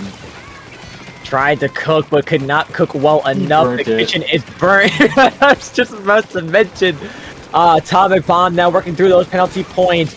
It's going to be 2 down for Starburst, looking for a third. Can they find Atomic will find, and it's going to be a delayed wipeout on Starburst. Atomic Bomb takes the lead, and they're counting down. 20 points to go. When RNG actually comes through and clutches up for you with that squeezer short range mode, my goodness, getting 2 spots on opposite sides of the screen is wild. U-Snipe is going to get punished in this zone. It's going to stay in favor of Atomic Bomb. Can they play zone? Can they hold on to it? 1 point left. Please paint the zone, and they can't. Zenith try to go for a little bit of a flank, is able to get some damage down, but Zero comes up on top. Atomic on the top right. What can Zero find? Zero goes down. Actually, I lied. Zero does not go down yet. Finally it's taken out, but I think that caused a little bit of opportunity. Starburst, the door has opened. And you're going to have to make sure that door stays open if they want a chance at bringing this game home. Here's Ice trying to hold as much paint as they can. Build up that crab with the paint that's being thrown on zone. Unfortunately, they will go down. Zero's just sharking around, going on the stack, trying to find a pick, but no. There will go down 1. Here is the zip trying to find another. Can they find it in time, or will they have to recall? They find 2! They find 2! And Starburst is 2 players down. 1 is back with Cooler. Points still stacking up for Atomic Bomb. Penalties going down. Zero goes down again. And it is a 2v3 on the board. I have no idea how the power armor plus the Zipcaster Fist was able to do that much damage to get this crab tank so heavily in danger right now. U-Snipe isn't going to care about the crab. It gets run over by the crab that they could have easily just sliced and diced through. What? I have no word cactus for this game. This game, Genie, is just full of mayhem. Both teams are fighting their hearts out here, trying to secure this zone. Starburst took space, but they didn't paint the zone, so that's going to be penalty points slightly added for Atomic Bomb. And Starburst right now will hold control. They need to play a little bit together here, but Zero going down, or sorry, Brand going down there is not going to be optimal. Can Ice find the pick and finish it off with the burst bomb? No, they won't. They get picked off. Genie, we're in the last 20 seconds of this game, and Starburst is getting picked off 1 by 1 consistently. This is it. You got 10 seconds. What can you do if you're Starburst? It's going to take a miracle, and you cannot die to a Zipcaster. They get the spot on the Zipcaster they needed, and they stayed alive through the Zuka. They have a crab tank out at the ready to go, but you gotta paint the zone. You gotta get to the zone, and you gotta have to hold on to it from here on out. Atomic Bomb, the ball is in your hands. What are you going to do? Atomic's gonna try to find a pick on Ice. Can they find it? Will the Stamper get it? Ice goes down. Zone will get painted, and Atomic Bomb will cap the zone, and that will be game number 2. Insecure for Atomic Bomb. Score tied 1-1. Or tied 1-1. This is what I said. After watching what Atomic Bomb did to... I was about to call them the name I called them before. Celeste. There we go. After what they did to them, I was like, they've got a shot. They've got a definite shot to take it to Starburst. Because on paper, this was supposed to be Starburst versus Jackpot Grand Finals. That was really what it was going to be. But Atomic Bomb taking a game, showing that Starburst, they are crackable. They are beatable. And especially on a map like Zones Mako, that is a tried and true map, which I know Starburst has seen a few thousand times. Yeah, I mean, Zones Mako was the game that we've seen during that InkTV Resurgence League that took down Starburst, that had fought so many of these top teams like Alliance Rogue and Jackpot.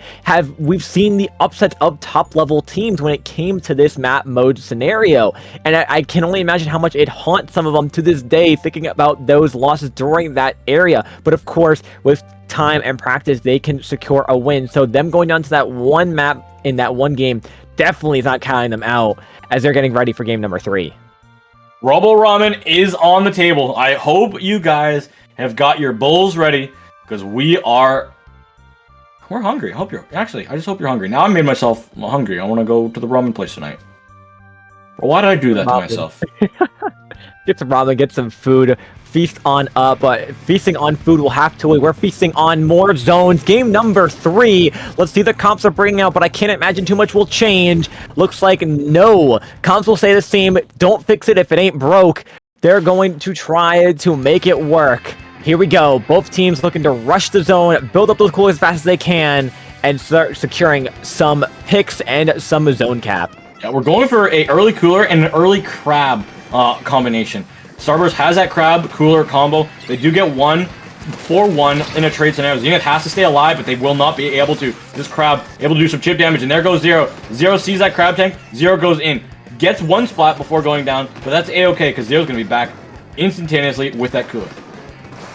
Back is what they need. They need to be playing so much of this cooler to stay alive as long as they can. We do see they're building it up. Brand underneath trying to see if they can flank around as they airs one player sharking from the side. Brand trying to find any picks on the side if they can find anyone sharking around, but it's going to be unsuccessful. Most players are chilling up top, and the crab will be popped to fight off Bagel, push them back from holding so much paint control.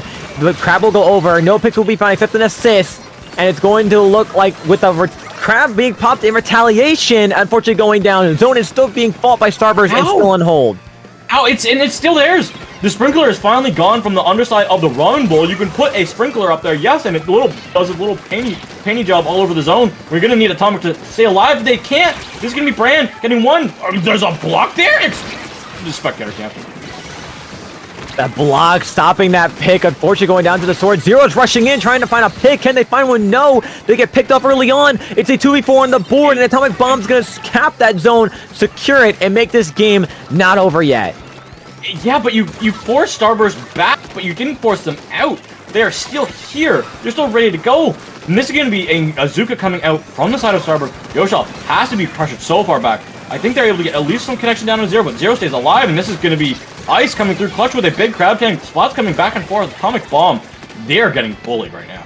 Oh, this is the Starburst positioning you love to see. Bagel up on that wall there. Players jumping in, using their crabs to cause some damage. Unfortunately, making the smart move to back up, which is definitely needed here to not go down. Zero popping a Zupa, hoping to find one. Can they find it? Oh. No picks being made. Zones being contested repeatedly, but Starburst is still holding on strong, making sure it does not get capped. Penalty points are almost over. One player goes down. Two players go down. Atomic Bomb is fighting for their lives to secure this so they could try to take this game, but it might not happen. Right now, Starburst is destroying Atomic Bomb. The zone is so close to being over. This game, it is Starburst. They take this pivotal game 3 and go up to match point. My goodness. They normally, as Nine Whole Grains says, they're the scariest breakfast out there. When they had Biscuit, Bran, Bagel, and Ice on their team, they were elite. But with Zero, swapping out Zero, having the 0-calorie destructive breakfast, they're such an entertaining team to watch when they're playing on their level. There's nothing that can truly stop them except themselves sometimes. And that was one of those games where they were locked in, ready to go. I did not see cracks. I really did not see cracks in their gameplay. No, and like you mentioned, that one time when Atomic Bomb was able to get that cap, they pushed them back, but not out. And Starburst really dogpiled on that process, that idea of getting 3 players down on Atomic Bomb with just the pencil alive, forcing the remaining members to have to spawn in and push back. And Starburst was able to take so much map control, so much space, practically spawn camping Atomic Bomb at one special point during that game, which really just shows you Starburst came not to play. They came with an idea in mind, and that is that first place title. Yeah, they want, and we have a Sendou NFT for this, right? Yes, there's a Sendou NFT for this tournament. So yeah, they want that badge. They want the badge too. Who picked this map? You're looking at Starburst as the one who picked it for their match point, and they're going to be leading this at a match point 2-1 lead. We are going to see again same comps from both sides, but there is that Zipcaster Stamper coming out and making potential for another win for Atomic Bomb, as we saw it do so well that game before. Yeah, I definitely think that's going to be something that can come down to. Zipcaster actually has some good spots it can latch onto here, and burst bombs. Burst Bomb just combo a little bit better than Mist, even though Mist is surprisingly a disgustingly good sub on Stamper. No, absolutely, but sometimes you Zero? get to pick what work here. Zero trying to find a pick on one. They're staying alive, but Zero's still here to mess around. It takes a Zuka to get Zero out. It caused some trouble. 2 players on the side on that ramp. Zuka popped again, getting another player down for Atomic Bomb.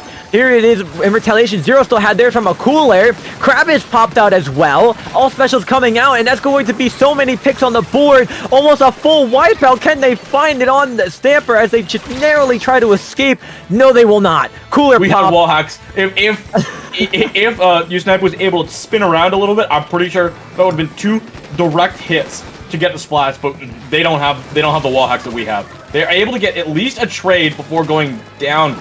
I'm gonna say it, Starburst, they have this game in their palm of their hands. Can they hold on for just a few more ticks? Can they secure their spot in Grand Finals? They will. Sorry, Winners Finals. Starburst taking it. 3-1 on the board. Their way, like you mentioned, to Winners Finals. And depending on who they will go against, will be either Jackpot or Grougrou, both who went 3-1 in their previous sets. Yeah. I also want to say, Atomic Bomb, this was a great showing for them. The first 2 games were so entertaining to watch. And then Starburst, when they lost that Zones game, like, I guess you were talking about earlier how something with Starburst, it ticked a nerve from previous experiences in their history books. They said, nah, this ain't it. They got the gamer lean on, they sat up in their chairs, and they were, it was game time, bro. It was, ain't nobody stopping them now. But yeah. With that, we are going to be doing a little bit of a commentator swap. I know I gotta go, so, Cactus, do you want to shut yourself out? Because Yeah, absolutely. I do want to say thank you, Genie, for joining me on the commentary stand first, because it's been amazing commentating with you this whole beginning of the In the Zone tournament. Of course, give myself that little shout out.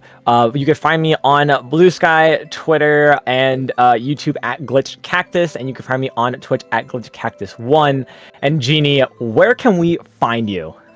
You can find me down here. That's my Twitter. You're gonna keep up with all the updates. I am so excited. I get to see you, Cactus, at Genesis. I always shout out the lands on any channel that I'm on, no matter who's hosting them. So definitely watch G10 coming up to see both of us there and keep up with all that's going on. And tomorrow you can find me, of course, repping my boy Patrick Mahomes in the Super Bowl. Go Chiefs, and I guess go Team Taylor. I don't really know what we're called now.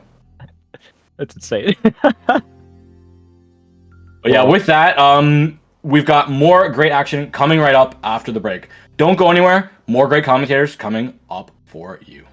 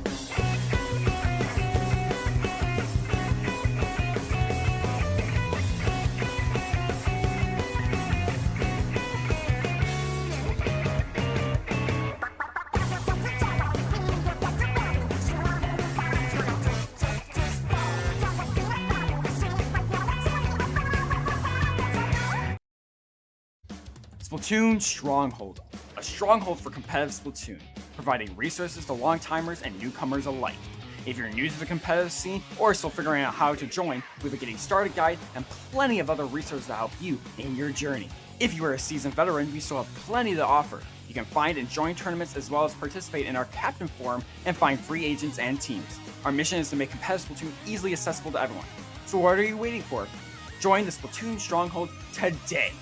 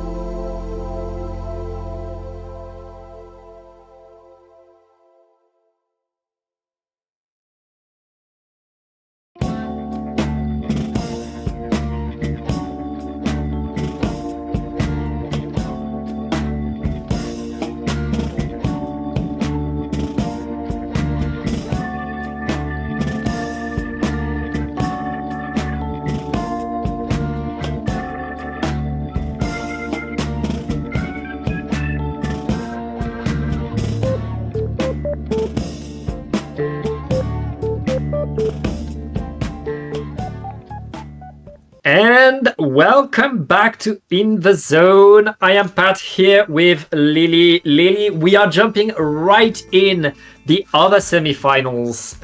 They started playing as we were, but we thought, hey, instead of waiting for them to be over so we can show you winners finals, let's show you this semifinals as it's going. And right now it's 1-1 between Jackpot and Grougrou. Oh yeah, this is so interesting. I am so excited to see how this set is going because we have had a couple of teams by now take a game of Jackpot, the second seed in this tournament, of course, and this one being Grougrou, of course. So we might be potentially seeing a bit more difficulty for Jackpot than I expected this tournament, actually. Yeah, a bit of difficulty indeed, but let's see how these teams open. It looks like Grougrou is taking the zone early, but Jackpot is already surrounding that crab tank. He's flanking that crab tank, is destroyed right away, but the rest of Jackpot is getting in, getting a lot of space, and right now getting the zone. Yeah, absolutely. Nearly getting... Okay, there. It looks like they captured it once again. With the pencil down on the side of Grougrou, they are just going to try and retaliate with those crab tanks. Looking for a peek at that pencil on Jackpot as well, and getting that as well. So this looks like a prime opportunity for them, should they actually find their opening back in and get Jackpot out of their court. Grougrou might be able to get back into the zone, but Jackpot at the moment is just not letting up, even though they have been losing a player here and there every now and then, kind of a little bit on the back foot, but here we go. They've lost two of their front lines, and there goes their pencil. So this looks like Grougu's chance to make a return. Yeah, Grougrou getting in, pushing forward right now, and it looks like it's working pretty well for them. Jackpot was holding strong, but okay, Grougrou not able to really hold the zone for long. Two players falling down, and the rest of Grougrou has to move back, has to leave that space, and has to let Jackpot get right under their spawn and back to a lockdown.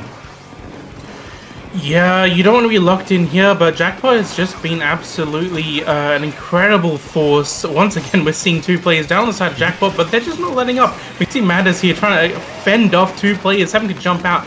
That, oh my goodness, that Booyah Bomb trying to come back in with the help of that Zuka as well. Question is, are they even able to get the zone back with three players going down on Grougrou? I don't think they will be able to. We see Madders going up on that ramp trying to fight someone there, actually getting taken out. Was that by the Zuka of all things? I don't know. I feel like Leafy and Madness were just running at Grougrou and getting picks after picks after pick.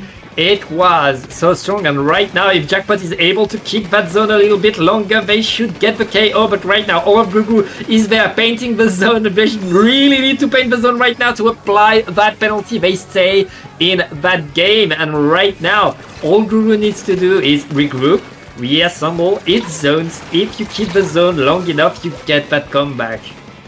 Yeah, of course. But what I'm loving to see from Jackpot actually is, even though they have like a few players down, actually there's oh my goodness, Grougrou manages to get the wipeout on Jackpot here. This is going to be continuing this game for even longer. We can see the score ticking down on the side of Grougrou, and they are coming back strong. They have taken over Jackpot's tent here and are looking to assert their dominance. Completely like stop. We can see how 3 members are kind of bunched up over on the left side here, trying to make now that they have like a couple players down on the side of Jackpot, they need to be able to make some come back onto the zone, because they do not want to lose the lead that they have had for so long in this game. And it does look like they do manage to get momentarily that zone, but Grougrou is just coming back even strong. This Booyah Bomb finally making things work out really well for them, and we can see the squeezer as well, just making sure that they have a bit of protection there on that zone, just to make sure that Jackpot has that extra bit of difficulty coming back in. 3 players down. My goodness, what a bloodbath we are seeing here, Pat. A bloodbath indeed, but Grougrou is holding strong, and right now they're not that far from getting that lead as long as they're able to keep that zone active a little bit longer. But Jared is looking to paint the zone with a crab tank. He's not going to get punished for it, and right now all of Jackpot is by the zone, painting it, getting it back, trying to hold to that lead. There's 1 minute left for Grougrou to get these points back, and they are doing what they need to do. They're painting the zone, they're getting the picks, and right now they're pushing forward. It's just Madness. Madness alone has to jump away, and Grougrou, they only need to hold the zone a few more seconds right now. My goodness, I'm kind of in shock here, because we have seen already 1 game being taken off Jackpot this set. We're potentially looking at another one. Jackpot is continually being being on the back foot here with their stamina down once again, but I think Grougrou getting the lead here. Oh, almost getting the lead. Oh my goodness, Jackpot managing to clutch the zone in that last split second. If they can hold this for the next 20 seconds, they have this game here. And I believe that with Grougrou's bucket down, slushing machine down, they might even be able to do it. But Grougrou's coming back, getting their zone once again. They just need to hold this. They have to get through all of these penalty points now before they can confirm this win. It's neck and neck at the moment, Pat. I have no idea what we're going to be seeing going into overtime. We're going to see an intense overtime. All of Grougrou is on the zone, trying to stay there, trying to keep it painted, and all of Jackpot is surrounding them. That punish on the Zipcaster is so vital for Grougrou right now, but they have to survive the Zuka too. And right now, all of Jackpot is painting the zone, taking it, and that's going to be game 3 for them. Oh my goodness, I'm out of breath. I'm out of breath. We can see the score 90-91. We can see how close this set has been. These 2 teams neck and neck. But I have to say, this is something I kind of want to say earlier before we saw Grougrou kind of trying to make a comeback here. What I loved seeing from Jackpot is they knew how zones work so well. It's not just paint the zone, it's not just paint the square, but it's being able to assert your dominance over in the other team's court, of course, which is what they did so well. But, you know, when Grougrou managed to start making their comeback and started, like, getting Jackpot into those tight positions, trying to move out of their spawn area, we can see how successful they were at doing that as well. I think it just took like a few tries, I think, for Grougrou to really break out of what Jackpot was putting them in, break out of that very sticky situation. You mentioned Madness and someone else, I can't remember who, being able to go in and get some really good key picks on Grougrou in the first half of the game especially. But I think Grougrou were just able to identify that, yeah, they have to keep those players back in order to come back on this game in particular. And it wasn't just the fighting. The fighting gave Jackpot the first part of that game, but the second half, it was won by their ability to paint the zone together. And to flip the zone in a split second with your whole team painting different parts of the zone at the exact same time, so you know you get the flip together, it is really what allowed Jackpot to apply penalty over and over onto Grougrou. And right now, Grougrou, they are back to the wall. They have to win the next few games if they want to go into winners finals, and Jackpot is not going to let them do that easily. Jackpot, they only need to win one to get in, and they already have the zone. Yeah, they do, and that's 2 players down. Leafy actually looking for a third one as well. Perhaps they can find one. Does look like they're going to be forced to jump out, but still, Leafy's going to be applying that pressure here. That Crab Tank coming out, but being forced back from those tri-strikes as well, which is also going to be stopping the zone as well. Hopefully coming back in favor of Grougrou, but Jackpot does manage to get it. Just what'll do here, just painting things up nicely for them. Speaking of pencil, Grougrou has just lost their pencil at the moment, but perhaps especially in this map, the Zuka can come in clutch and help them retake. But every time I've tried to see Grougrou try to retake this map, it just seems that Jackpot is there ready and waiting, stopping them from being able to move in no matter what they try. Yeah, and right now it's an all-out fight for the zone. Penalty has yet to be applied onto Jackpot, and Jared with a Crab Tank is going to maybe... I mean, they get the zone back. At least Grougrou applied penalty onto Jackpot to delay things a little bit more, and that's going to give them a bit more time to prepare an attack, but they're wiped right now, Lily. They're wiped. Yeah, this is Jackpot just getting into that situation that they were in the first half of the previous match. Of course, Jackpot sitting very comfortably up ahead. We can see Leafy here trying to disorient them, of course, with that Zipcaster. I don't think finding any picks there, but in any case, that's still just going to make it that much more difficult for Grougrou to come back in. The Zuka managing to get a pick on Madness there, and with the Strikes coming out, it could potentially help them make a move, but they're going to have to be dealing with Leafy, who's getting a pick on Faulty. He had another one on Promono. This is going to be that much more difficult for them to come back in as Jackpot continues their hold, going to 10, 9, 8. We're probably going to be seeing a knockout here. They're going to be taking the set, and it does look like with the last few seconds ticked all the way down, Jackpot very cleanly takes this second game, giving absolutely no room, well, barely any room at all, for Grougrou to really breathe in ship-shaped zones. Yeah, after such an intense and close game on Hagglefish, here we see Jackpot dominating, doing what they like to do, and really completely sealing this game off from Grougrou. Grougrou had no answer there, and that's that difference. You have to have a special plan on every map if you want to be able to counter a team of the caliber of Jackpot, and that means, Lily, our winners finals, who would have guessed, is going to be Jackpot versus Starburst. Jackpot versus Starburst. We love to see it. And going to winners finals, I just have to say, Starburst has been absolutely on a roll. In semis, Atomic Gun managed to take a game off of them, and also there's only been one game taken off of them in winners round 2 by New Generation, the 16th seed. Okay, so that's kind of interesting here, but they have been pretty much dominating winners just as much as Jackpot has, with only losing one game each. So the scores for them in terms of how much you've won and lost have been absolutely neck and neck. I'm curious to see how these two teams stack up against each other. Jackpot, of course, being they've definitely established themselves at this point, but Starburst have been here at the top for way longer, of course, and seeing them adapt to Splatoon 3 and all the changes of the meta that have been happening over time, ever since Ink TV up until now, has been really interesting, I have to say. Yeah, we are going to go to a very, very fast break so we can set up winners finals. Do not go anywhere. It's going to be even faster, even more intense from now on.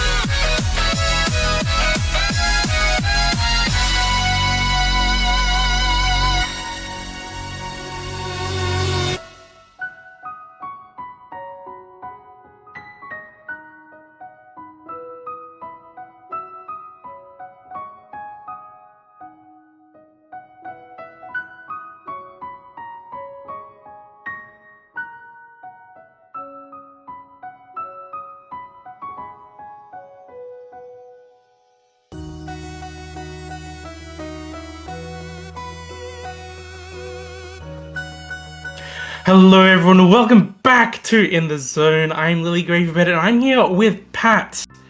And I'm feeling in the zone, aren't you, Pat? I'm feeling excited and pumped for this next set, Starburst versus Jackpot. We just saw Jackpot win the previous set, and Starburst has been, of course, on stream before. But I'm going to ask you, what are you most looking forward to in this winners finals? I mean, Starburst versus Jackpot is a classic and has been a classic for like a year now. We've seen these two teams beat each other, one taking over the other, then the other coming back stronger than ever, and it's been such back and forth in terms of dominating the scene between these two teams. I want to see who's on top today, because there's always going to be a surprise, and I love to see Leafy bringing the tent to Mahi. Speaking of surprises, 10 to Mahi zones especially, I think this is going to be a very interesting, pretty strong pick as well. And also the fact that Madness we are seeing on the Range Blaster, I can see those two weapons, especially with the pencil. Actually, those three, all four weapons, I think are just going to be working so well for the comp. But that's Leafy going to be down, and Madness, actually. They've lost a Blaster and Umbrella on... they've lost two players on the other side on Starburst as well. They're two shooters, so this is going to be definitely a fight for zone early on in the game. We can see Starburst trying to push them out, trying to move them out, trying to do something with those strikes here. They do manage to, I believe, cap the zone following this crab tank, which means that even though they're on the back foot in terms of players on the zone, players in the map, they have at least stalled things out just for a tiny bit longer. These two teams are fighting so much, and yeah, I love to see a Range Blaster from both teams. That's, I mean, with the buff that has been onto the wave break of Range Blaster is even better than it was before, but right now Starburst is going to run at the zone, trying to apply penalty. At least the tri-strike is going on to the zone, and right now it's Starburst back in green, but all of Jackpot is surrounding them, trying to get things going right now. They've been fighting and trading left and right since the start of that game, and nobody's really getting definitive control. Yeah, I mean, I was talking about how they've been going in the brackets earlier in terms of, like, both of these teams only have two games taken off each of them. They have been absolutely neck and neck in terms of number of matches won, and we're seeing this neck and neck gameplay as well, with Starburst now nearly being able to take control over Jackpot, trying to get a lead on them, but Jackpot is just going to be forcing them out once again. But there is the lead going over to Starburst. They've lost one of their shooters, but they are still trying to force Jackpot back. Jackpot here trying to take up as much space as they can, but I think Starburst is just trying to fend them off as much as possible, trying to find those key fights, of course, and move in hopefully with these strikes once again. Jackpot coming back with the lead. Jackpot with the lead, but a very short lead. Both of these teams are just coming back at each other, and now it's Starburst's turn to hold the zone with 4 versus 2 right now. Jared really needs to make the best out of that crab tank if they want to keep the team alive, and right now it's working pretty well for Jackpot. Jackpot is back on the zone, painting it, keeping that lead, applying penalty again, and it's Starburst's turn to organize a push. These teams are constantly pushing and counter-pushing, and it's so hard to, like, they're moving so fast. Yeah, the thing is, both teams are moving fast, but that just means that the score is just going to be moving so slowly. It's been 3 minutes into the match already, and we have barely got into the 50s in terms of the scores here. But, you know, Jackpot, even though they tried to strike the zone here and try to get control of it, they've lost a couple players. Once again, Jared trying to find these pigs, trying to move in. They have been cooled up as well, so they are going to be doing everything they can to take up as much space as possible. We're seeing Crap Tag come out. We're seeing Madness down, just applying pressure over that ledge as well, just to make it even that much more dangerous for them to be able to contest that. Does look like with the help of those suction bombs, they are going to be forcing Starburst into those tricky positions, trying to retake at least from the side with those bombs, with that wave breaker as well, but they're just not able to quite do it. Not even with these strikes are they able to take up the space. I mean, they do cap the zone, but we can see Jackpot already still up in their face. And Jackpot recapping right away right now, and 3 players down, wipe out on to Starburst. Jackpot, they don't have that much penalty given how back and forth it's been, and penalty isn't that important. There's only 1 minute left in the game, and Jackpot has a huge lead and control of the zone. And look at Jared up there with a crab tank, applying so much pressure, forcing Starburst to fight so far away from the zone. Zero is throwing the tri-strike at the zone, trying to at least capture, trying to delay, and at least getting that penalty onto Jackpot is so important for Starburst. And Starburst, they're gonna need to hold the zone a little bit longer if they want to get that game. But right now, at least they get the pick, at least they get the control. Yeah, actually, we saw a couple of interesting things happen. Starburst managing to get a couple of picks, twice on Leafy, actually, as she was trying to, earlier, off the back of Jared's crab tank, try to take control over Starburst's plan into their court earlier before, and then trying to get back into the zone with the help of that Umbrella Shield. Both times, Starburst managing to pick Leafy off, but still, in the end, Jackpot manages to, with their lead that they've held for all of that match, pretty much, well, not all of that match, but all the second half of that match, of course, they were still able to come in and paint the zone just in time to be able to take that win. These two teams so even, but Jackpot keeping the zone a little bit longer, getting one more pick, one more favorable trade that allows them to stay in control a little bit later. And like the zone was going back and forth, but Jackpot's score was going down, whereas Starburst, they were fighting to just take away penalty. And in the end, Jackpot building up that lead time after time throughout the whole game. In the end, they just need to capture once during overtime to seal the deal. Yeah, absolutely, and we did see that final zone cap come from Jackpot. This kind of reminds me a little bit of the previous set. Of course, Grougrou plays very differently from Starburst, but Jackpot, what they have been doing is being able to be full-on aggressive against their opponents and try and take those key positions. I loved especially seeing Jared's crab tank a couple of times being able to get up on snipe and just rain down that damage, stopping Starburst from being able to come back in off that. But here we go, Inkblot Art Academy. Of course, there's another pretty good spots for crab tank here, especially utilizing those stacks in top mid. But this is going to be an interesting one because there aren't very many options to actually keep up that aggression and move up over into your other team's plat. It does look like we actually see Madness being taken up by the crab tank here on the side, and already Starburst has actually got a pretty dominant control here. Jared and Leafy trying to come in on the sides here, perhaps being taken out. It does look like one of them does get taken out by Starburst, but Zero is going to be taken out by Leafy here. Leafy having to fight Bran. Bran's getting stuck in a bit of a corner, having to jump out here, but Leafy coming out with the crab tank, hopefully to stop them from getting any more points on the board for themselves. They really need to cap this zone soon. And the zone is captured by Jackpot right there. And as you said, it's about managing to secure one player with a lot of range on that top mid, but neither team is going to let the other do that right now. They are fighting, scrapping all around the zone right now. Jackpot holding the zone, but Starburst answering with Bazooka. No team is able to really push the other team away. And look at that, Starburst just going in with no fear, getting into these fights and getting the picks. But right now, Jackpot is holding the zone, getting that lead. And Jared just jumping with Bazooka. You don't need to jump forward with Bazooka. It's a long-range weapon. Yeah, well, it does give you a little more visibility, especially when you've got those high areas above above in those bats area. But we're seeing, we're actually seeing Leafy with a crab tank.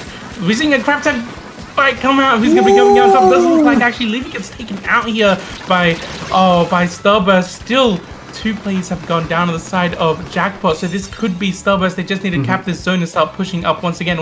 You know, I was saying that there are very few options, especially move up. Bran here on Slick, trying to fight two players at once, unfortunately going down here. Madness being able to take that and slowly start moving forward. They know they have to deal with Zero next, so if they can start pushing these plays back, then they have zone back for themselves. They have the clear lead here, but it's just going to be up to Starburst to be able to work together to actually fend off these plays from Jackpot and actually take up the space that they have been struggling to get throughout this match so far. Yeah, and right now Starburst holding the zone so well, are going to take the lead, but they lose their pencil right there. Jackpot is going back on the attack, are going to push all of Starburst away now that range is lost, but the pencil is already coming back. Everybody has tactical on right now, and Starburst is answering, punishing what Jackpot is trying to get, and right now Jackpot, they have to get rid of that penalty. They don't have that much penalty, but Starburst is already onto the zone, painting the zone, trying to get it, and Leafy with the blade trying to push Starburst back, able to do it, and Starburst, they're gonna get that lead back. Yeah, that lead I fully expect is going to last for quite a while, unless Starburst is going to come in, especially with this crab tank looking for a couple of plays. Do manage to get 2 of them, but if Jackpot can't find a way back in, it could definitely spell Starburst.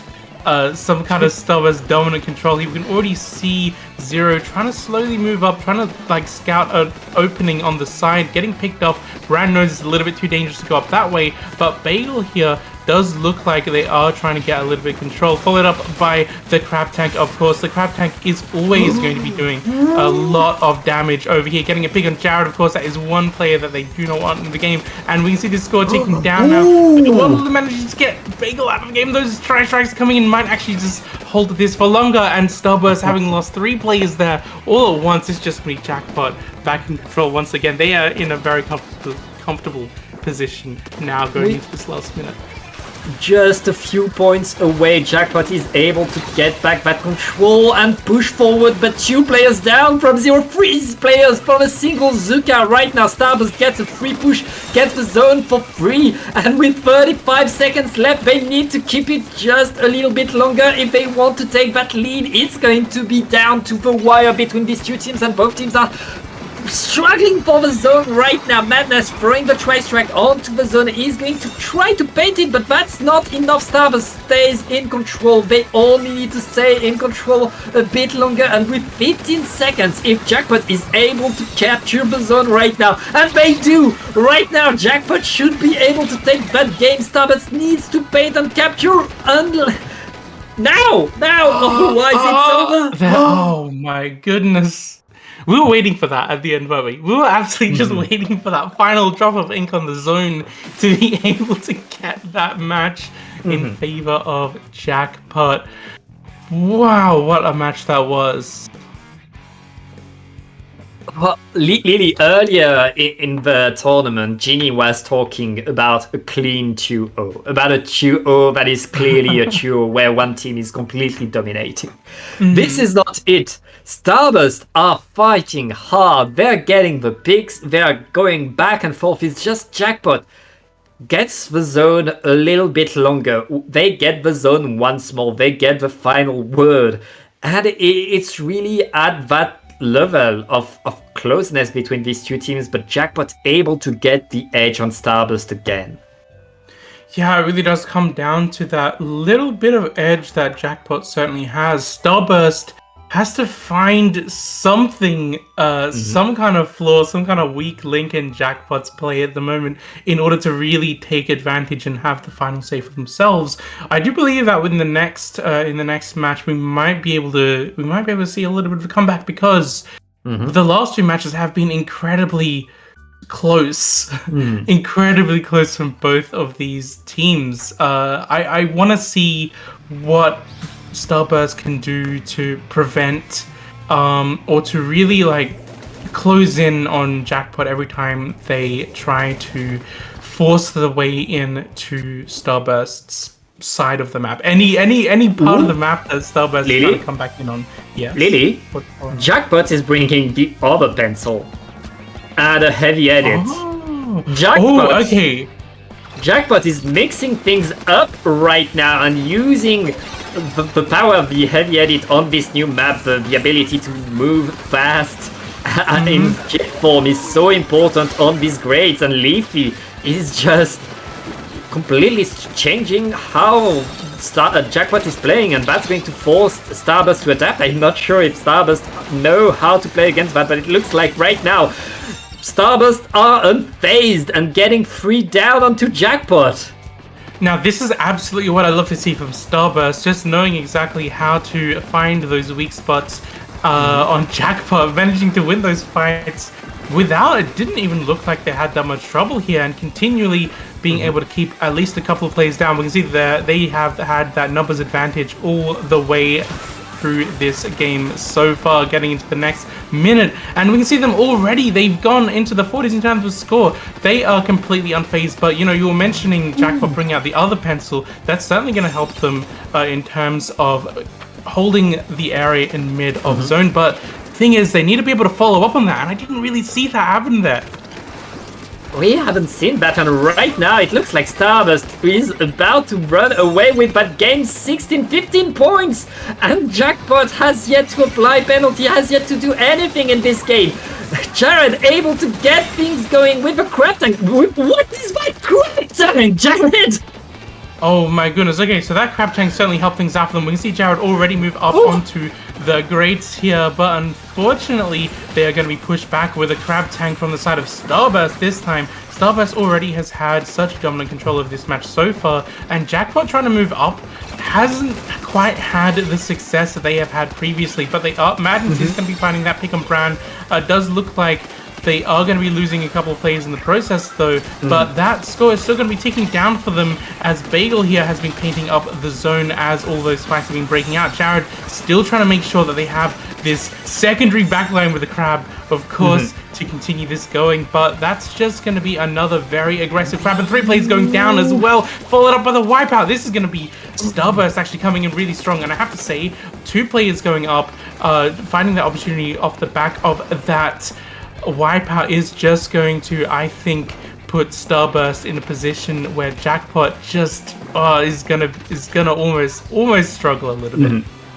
And Starburst was threatening Jackpot right onto their spawn, but Jackpot finding it to get back onto the zone, to get back on the attack, to capture the zone and then push Starburst away. But Starburst are back to that crab tank is going to allow them to get back control, keep contesting the zone. We are 2 minutes away from the end of that game, and it looks like Starburst is able to keep that advantage going, but Jackpot, they're not done. They want to make this comp work, and right now we see trade after trade. Ooh, that jump is going to be taken by Zero, and that's the tactic cooler for Jackpot that's being taken down. Yeah, 3 players down on Jackpot once again. Starburst, I think, is just simply coming in and doing exactly what they've been doing all of this game, being able to pick off any players that they want from Jackpot, I think, and we can see the crab tank coming as well as Bagel just to help with that chip damage off the back of that and keep that zone under their control, but they might actually lose it here. It's so heavily contested, but nope, they have it completely under control, but I don't know, this zone just keeps going back and forth. I'm nervous, but this, I think, is still going to be Starburst's game once and for all. After all of that, my goodness, I have to say, I think them getting that early control, and one of the other things that I think worked out really well for them was that wipeout, knowing that once they had that wipeout, they could just move up as quickly as they possibly could and stall them, well, not exactly stall them out, but just give themselves more time before Jackpot were able to actually come back in and make their place in the zone and try to contest that. I felt that especially in the last minute of the game, Jackpot was basically there almost trying to force the zone back for themselves, but losing players in the process, which is where Starburst were able to like pretty comfortably do what they were doing the entire game, which was, you know, maintain that control, because once you have control of the zone, all you really need to be focusing on at that point is winning those fights. Jackpot were continually trying to get the zone back from Starburst, which meant that by the time they had that zone and could focus on the fights, it just took that much longer for them. Yeah. Jackpot, they tried to fix something that wasn't broken. They changed their composition. Even though their previous composition was working, they were winning against Starburst, and Starburst were like, oh, wait, we prefer you playing that. That's easier for us. We can just pick you up. And right now, Jackpot going back to that regular comp that they have with the Stumper Neo. Meanwhile, Starburst bringing it to Sturgeon Shipyard. That's a map mode for the ages that we've seen in the semifinals and that we've seen Starburst do so powerfully on. Yeah, I mean, I'm not surprised they're picking this, but it's not my favorite. It wouldn't be my pick. But you know, this has worked for them, and we can see it work for them actually for Jackpot. Rather, as they have taken pretty much full control of the game so far, with Zero here trying to find an opening with this Zuka to come back in, but we're seeing a Crab Tank being popped on the other side. Leafy here is going to be forcing them out and getting this score down into the 50s, into the 40s.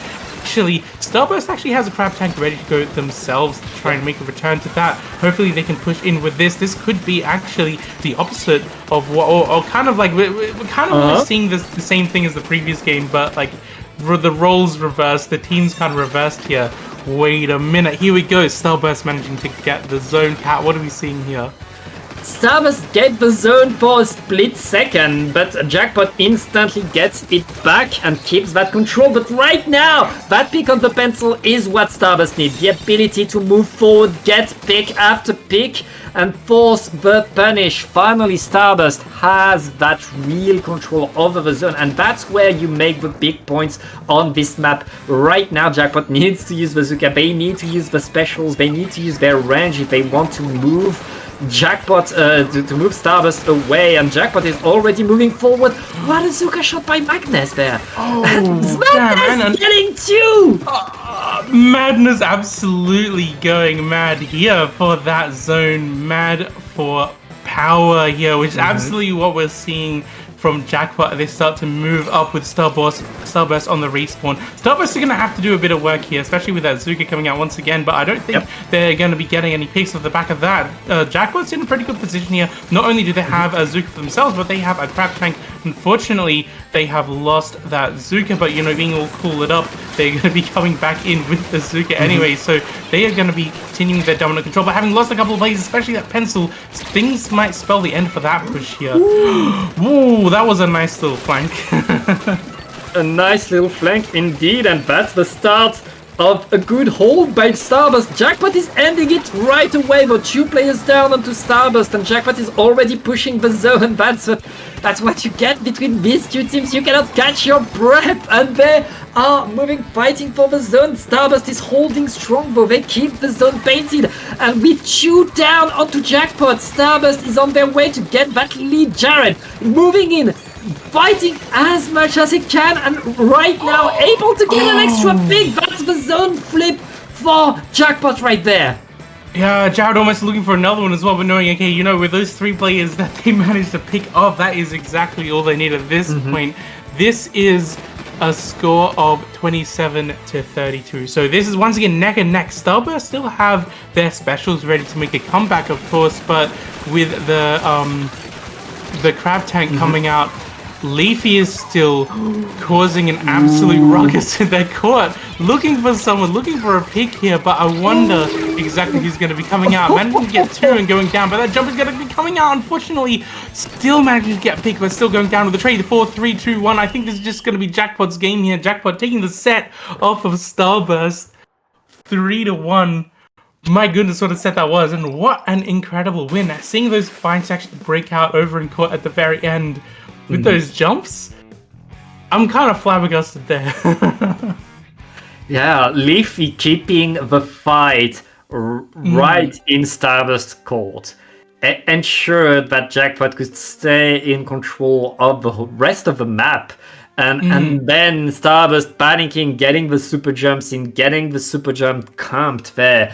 That was the end, but that was the end of a set that Jackpot overall, I mean, they dominated. They missed the mark on Crab Leg, where they tried to change their comp. They tried to give Leafy the heavy edit, a bit more supportive, a bit less aggro, and let Starburst just dominate the fights. But the second the fights were even, Jackpot was back in control. Jackpot had that power, and Jackpot was Jackpot. Yeah, absolutely. Jackpot was Jackpot, and Jackpot means winners, of course. Winners takes all. But this still being 3-1, I do want to say that I'm not surprised. I think the choice to put Leafy on heavy edit was both an interesting one, I think it could have been a good choice considering the map mode itself and moving over onto the other pencil as well, which has an incredible paint output, even more so than the vanilla pencil. But, you know, considering you have those grates to work with on Crab Leg, still an interesting choice, something that I think could have worked in an alternate universe, alternate reality perhaps, or an alternate day in this universe. Work in progress. Work in progress so far. Work in progress, but I think, you know, I don't think they needed to work too hard to win this set in the end anyway. I'd love to see more of the 5B pencil, more of the heavy edit in future tournaments from Jackpot, because I reckon there can be some very, very interesting things happen with that particular comp, and we do like to see things switch up a little bit as well. But man, that is going to be Jackpot actually securing the way to grand finals. Starburst is going to have to fight their way out of losers if they want to take this back. Yep, and we're going to watch losers bracket right after this short break. Do not go anywhere.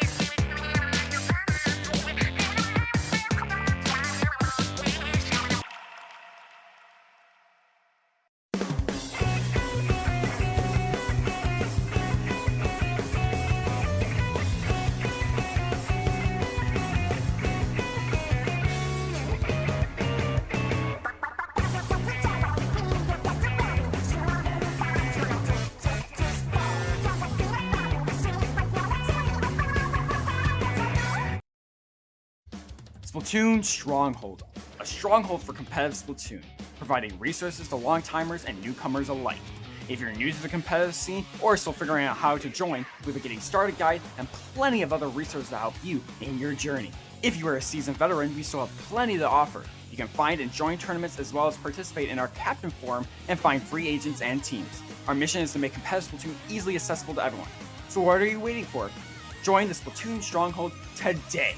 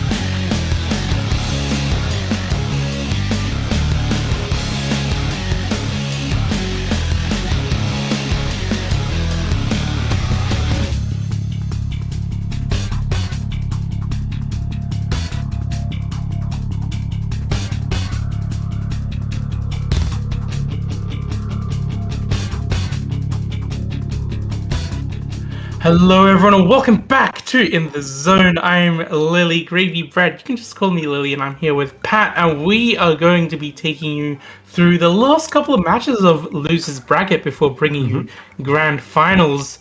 And my, what a matchup do we have. This is Seed 3 and 4 respectively. Grougrou, who we've seen before, and Atomic Bomb, of course. Not in ones we've commentated, but they've certainly been up on stream before as well. Yep. Pat, we've seen this map mode as well, haven't we, recently? So what do you have to say about these couple of teams? What we might be seeing here on Crab Leg Zones? I mean, these two teams, they're so strong. Grougrou, they're a pickup made of Alliance Rogue members and Promano, four incredibly talented French players who are so strong, who've been like taking names this whole tournament. Atomic Bomb, we've seen them on stream absolutely dominating, coming from the Please Forfeit team, and like they both of these teams have shown the power. Both of these teams are looking to try to get onto Starburst, and who is waiting in losers finals, but right now only one of these two teams can get in there, and we're going to start on Crab Lake Capital. I mean, it's the pencil map. It's such a good map for range, and let's see how it goes, Lily. Yeah, it already looks like Grougrou has lost their squeezer, and this is hopefully, perhaps with their crab tank, they can at least stall Atomic Bomb out long enough from being able to get this first zone cap. But they are constantly a player down, unfortunately, losing another two there. So this is going to be Atomic Bomb being able to take that zone. very easily. Already Volti's trying to find a way back out, but we can see already their Stamper on the side of Atomic Bomb is just there ready and waiting. Here comes the strikes out to hopefully try and retake here. We can see the Stamper try to get up and cause a bit of mayhem. Let's see if they get anything done here. I think that's just going to be stalling them out just that extra little bit longer as Atomic Bomb is going to continue their hold all the way down into the 50s. Yeah, and right now Grougrou is pushing back, getting back the zone and forcing all of Atomic Bomb to go back either from a super jump or from a splat. Grougrou has control of the zone. Grougrou has control of the grate, and right now they are looking to keep Atomic Bomb away, to force Atomic Bomb back. And look at that Grougrou right there. Scar on that elbow, on that side, is forcing everybody to look at them. Zedef getting one pick with the Zuka right there, and now they're going to be able to push forward. Definitely a nice Zuka. They're going to have to dodge another one from Atomic as well, but that just means they're going to be holding this zone for longer. 2 players have gone down the side of Grougrou here. Atomic Bomb have lost a couple of players as well, but they are looking to get this lead. There's 3 players out on Grougrou. They are in a comfortable spot now. Does look like Grougrou are still trying to be able to at least find a way back in. This pencil staying alive, trying to get at least a little bit of chip damage over there. Of course, with the help of that crab tank, they might be able to get some work done as well, but it might just be a little bit not enough for them to be able to come back in and retake the zone. As Atomic Bomb is pretty comfortably capping that again, but here comes the strikes to see if they have anything to say about that. Doesn't look like they do, as Atomic Bomb manages to take this lead from them. Yeah, the strike's not enough to apply penalty on right now. Atomic Bomb has control of the map and back at it, just 25 points away from a victory. We're halfway through the game, but Atomic Bomb wants to end it right here, right there. The Zukas are being traded between these two teams. U-Snipe is going to get punished right there, but Atomic Bomb, they only need to keep the zone painted a few more seconds. Grougrou able to keep it alive, staying in that game and forcing more time into that game, but they paid for it dearly. They don't have any special adver ready right now, and they were pushed away from the zone. It's going to be pretty tough for Grougrou if they want to get back into that game.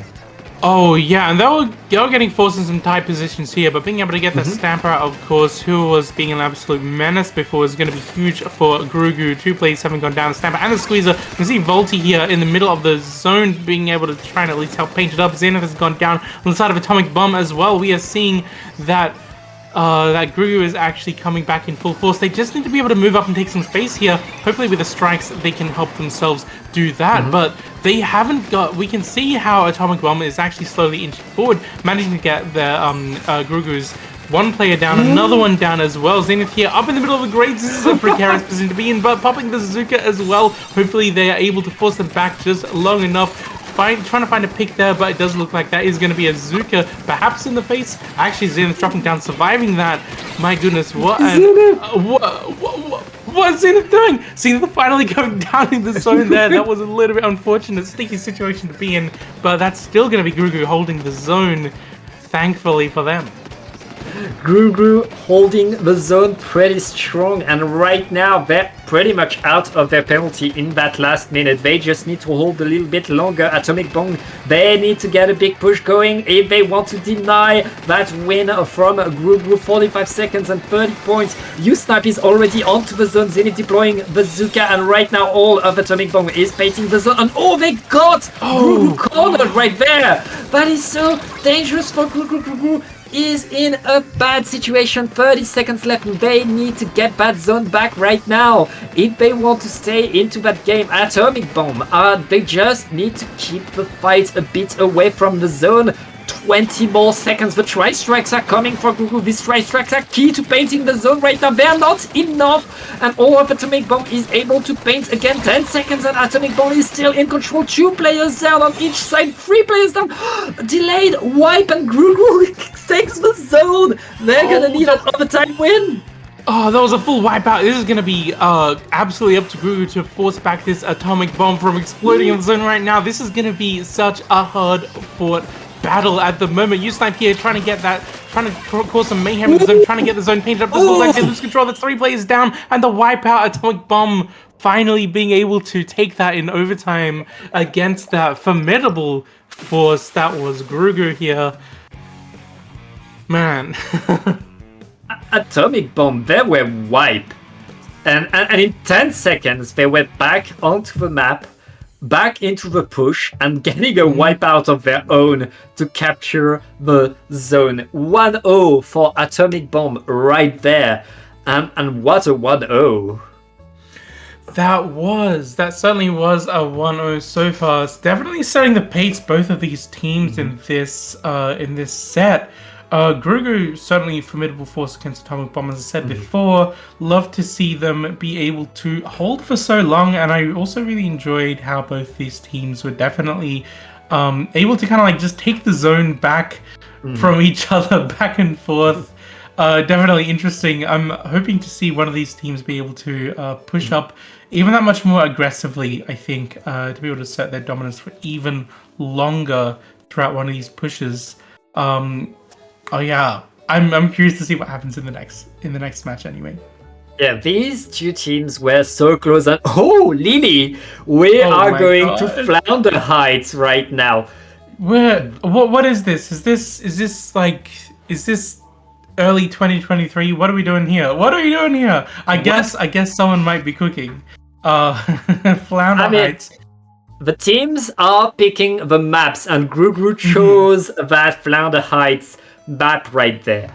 This is the kind of map that you want if you like fighting, if you like risks, and if you know that you are able to push back in whenever, however you can. Right now, it's on these two teams to be able to push back. Promano bringing the Tri-Slasher there, ditching the pencil. Meanwhile, Yoshel staying with the pencil, sticking with it, and we see the squeezer, the funny squeezer on the side of Scar.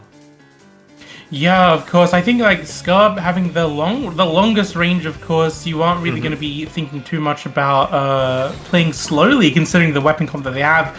Of course, that Carbon Deco main is going to be doing a lot of work here. We can see them already in trance, trying to look for a pick. Managed to get one going down on the trade, however. That's 3 players down, so that was a very good trade for Grougrou here. They're going to be able to get a huge advantage early on. Looks like they managed to get one from U-Snipe as well. I got to say, you know, this is still going to be a really good pick, I think, for Grougrou, considering how they have performed here, how these players, not this team necessarily, but how these players have performed here in the past. This is going to be forcing Atomic Bomb back quite far, I think. We can see how far back they are forced, especially with that screen, trying to, like, blocking a little bit of that visibility. Zenith is trying to find a way back in using that rail. I'm not sure if they were able to get anything done there, and Grougrou is still dominant force throughout this match so far.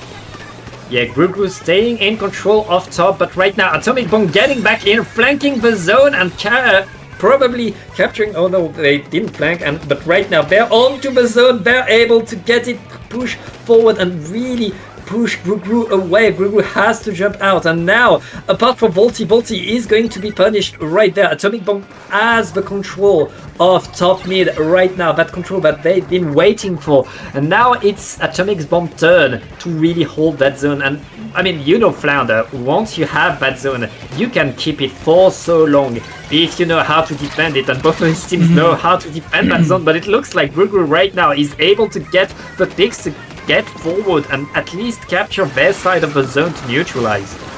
Absolutely, and you know, being able to hold this zone is one thing, but also being able to retake this is going to be a huge amount of effort. It really is going to come down to how well you can play these balls and the potential flank routes as well if you don't have anyone watching them. But that's 2 players down on Grougrou. Atomic Bomb still looking to get this lead here off of them, and hopefully they can get it here with those 2 players still down on Grougrou. This is Atomic Bomb's time to show exactly what they can do. Does look like they're trying to get a pick here, but they're going to be going down. Does look like, however, perhaps this comeback does look like they managed to get a pick on Zenith as well. They have lost that advantage. They've kind of lost their footing here on mid. They won't be able to hold that for very long. Getting another pick on Yusha with the Zuka. My goodness, this is just going to be going back right in favor for Grougrou once again with the dominance that they have had. They still need to get this lead back from them, though. Grougrou needs to at least apply penalty because Atomic Bomb is back onto the maps right now, baiting and fighting Zenith, just keeping that zone contested right there. And look at that, Atomic Bomb able to get the zone back to score a bit more points, even though Grougrou is there fighting as hard as they can, shoot down on each side, but Grougrou is back onto the zone. Zone is back to neutral, but Atomic Bomb is throwing bazooka, trying to keep the fight on the same side, on that same zone. 12 points left for Atomic Bomb. Gray is going in with the shot, getting one pick, getting punished for it, and right now Atomic Bomb have the numbers advantage, have the tactical, and are still fighting for that zone. Oh, it's these desperate trades, which I think Atomic Bomb is gonna just be taking so much advantage from. But that's 3 players haven't gone down there. Grougrou is actually gonna be on the comeback here. They are on their comeback arc. They really need to be able to get their dominance back that they had early in the game. Atomic Bomb had a moment there for quite a long moment, being able to hold that all the way down to 12. But Grougrou, they are back where they have been, sitting comfortably. We're seeing another trade coming from them once again, but still they have not let up. They have a Zuka at the ready to go, of course. U-Snipe here trying to come back in and be a little bit stealthy, perhaps with the help of this Zuka as well. They can at least disorient the zone, everything that's happening on there, but that timer is ticking down. 2 players have gone down on the side of Grougrou. Atomic Bomb might be able to find an opening here, but they lost a couple of players as well. Atomic is on the zone right now, trying to get the picks, trying to get some attention, but Grougrou is so close to getting that lead back. The zone needs to be neutralized if Atomic Bomb wants to stay in control. Grougrou, they just need to paint the zone right now, and they get that lead. There's 30 seconds left if they manage to keep the zone right there to get that lead. Put down! Grougrou in the lead! And right now they have the advantage. They're gonna get that game! Oh my goodness, this is gonna be that. As you said, they're gonna get that game. Grougrou managing to take that game, of course. You know, I think Zoan in chat said, you know, if you think about it, this is not a surprising pick for Grougrou. And knowing how they performed, how these players have performed here before, I'm thinking all the way back to Ink TV. I know that like other classes have mentioned how these players have performed there, but this is certainly a different meta. We are in a different time, but it's still a very strong pick for some of these players. Love being able to see how much control that Atomic Bomb actually had in the second half of the game, around the middle portion of that game, where Grougrou trying to come back in, still Atomic Bomb were able to kind of fend them off just enough. I feel like Atomic Bomb for a lot of those fights kind of lost out a little bit. Even if they were going down in trades, Grougrou's trades always had them in some kind of advantage state. Either they had a number of the other players still pushed up forward, they had the zones capped, they were still able to corner some of the players of Atomic Bomb a little bit better than Atomic Bomb were able to with Grougrou, although we did see some very good picks, of course, coming from Atomic Bomb on Grougrou as well. I think that like Grougrou were able to play to their advantage a lot more, especially with the aggression that players like Volty were able to put up in this map mode in particular. Grougrou, they were better with that elevation. These constant fighting were going slowly their way, but now we're going back to a very flat map, to a very wide open map, and look at that. Grougrou not wasting any time, bringing back the pencil. Meanwhile, Atomic Bomb back to their regular comp too. Like we see these two teams, and it's going to start on this map, and the team that's able to get that control of top mid to push the other team away can again get so many points. And we've seen so many top teams get locked out on this map mode, so let's see how it goes. And it looks like Atomic Bomb gets the first fight, and gets that first fight strong. Oh wow, yeah, that was a very strong first fight, getting those 3 players down on the side of Grougrou. Still, we can see how far forward Zenith is with that Zuka, but we're trying to see if Skull can actually come back with a Zuka of their own, forcing a play to jump out at least. Volty's going to be popping Booyah. Hopefully they can play off this, but Atomic once again is Zuka. You see, Chip Shape, I feel, is all about Zukas. You talk about taking control of top mid. While that is important, of course, Zuka can pretty much wipe you out on there, and that is going to definitely flip the control from one side to the other. We are seeing already Grougrou being able to flip a little bit of control here, trying to get that zone, but they are losing players on the zone, which of course is going to be painting that in Atomic Bomb's favor, who have all their team up with 2 down on Grougrou at the moment. Yeah, Grougrou was able to take the zone to apply penalty onto Atomic Bomb, but Atomic Bomb, they got the numbers advantage off of that exchange, and right now they're back onto the zone. It's just Volty shocking. Volty really needs to get value out of this, and Zenith is punishing. Zenith stopping it right in its track, and that's going to be so tough for Grougrou right now. Grougrou have a tactical deployed. They're going to be back on the attack, but they need to attack right now because Atomic Bomb, they're done with their penalty, Lily. Ooh, yeah, they don't have a penalty at all. Atomic Bomb is just going to be fighting their way to the end here. But Grougrou with all these specials are going to try to make some kind of comeback here. Unfortunately, that is going to be all their specials done and dusted, whereas Atomic Bomb have not quite let up their positions that much and have just repainted the zone for themselves. However, that did apply a bunch of penalty for them, but with like, oh my goodness, these fights breaking out here, Pat. What are we seeing? What's going on here? We are seeing Atomic Bomb doing what they do best, going forward, taking the zone, winning these fights, and U-Snipe zip-casting all around, maintaining the chaos in favor of the Atomic Bomb right now. Grougrou is struggling just to be on the zone, but Chew down on each side right now. Volty onto the zone is looking to at least push players away, and looks like Grougrou are going to be able to get that zone this time, and it's their turn to control. Look at that, Grougrou not wasting any time ahead of the zone, painting everything orange and looking to keep Atomic Bomb in their spawn. Of course, but Zenith went up to the top here, getting that Zuka out, hopefully to clear them out of their court. Voldy hasn't been letting up at all, and we can see Gray already with a Zuka to help maintain control of the court as well. Yoshel here nicely cool it up for the rest of their team, still trying to find a way back to get that court back. We're just seeing Zuka up on Zuka at this point, and fights breaking out. Zenith is going to be picked off by Scar. That's 3 players down on Atomic Bomb. Grougrou is still not letting up their forward momentum here. This could be a lead swap. This could be Grougrou taking the set here. Actually, who's the coughing baby now? Does look like actually Atomic Bomb does manage to finally get that zone back after all of that. They get that zone, but they concede the lead, and right now Grougrou is still there, still in the fight on that left side. If Grougrou is able to break out and get a few picks, they should be able to get the zone back, but right now Atomic Bomb are holding the zone. Wait, Grougrou are painting and with the pick onto U-Snipe right now. Grougrou gets the zone back for versus Chew. They have the numbers, they have the zone, they have the points, and Grougrou in that last minute, they're in a very, very good spot. Atomic Bomb, they need a monster push right now. Oh, monster push. You have to say that that Zuka coming out from Gray, of course, is gonna be preventing that monster push from happening. But U-Snipe here managed to get a pick on Gray, of course, unfortunately going down in the end. That's 2 players down on either side here, but Atomic Bomb does have a Zuka, and I feel like they've kind of like both losing control of the zone as Atomic Bomb is slowly trying to paint it up. Grougrou coming back with the Booyah Bomb on Atomic Bomb, trying to take that zone, but it still does flip anyway. Oh my goodness, this is going to the last 20 seconds now, Pat. What are we seeing here? What does Grougrou have to do in order to stop them?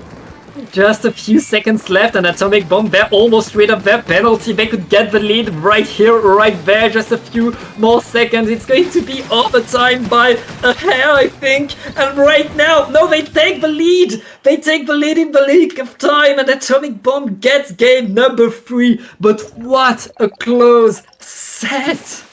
Oh my goodness, what a close set and what a close game as well. Atomic Bomb proving once again that they are no coughing baby and still managing, despite Grougrou's effort, going into those last 20 seconds, being able to make that kind of comeback. I gotta say also, that double with the suction bomb, I felt that in my heart. I was like, oh god, the pain from dying to a suction bomb like that.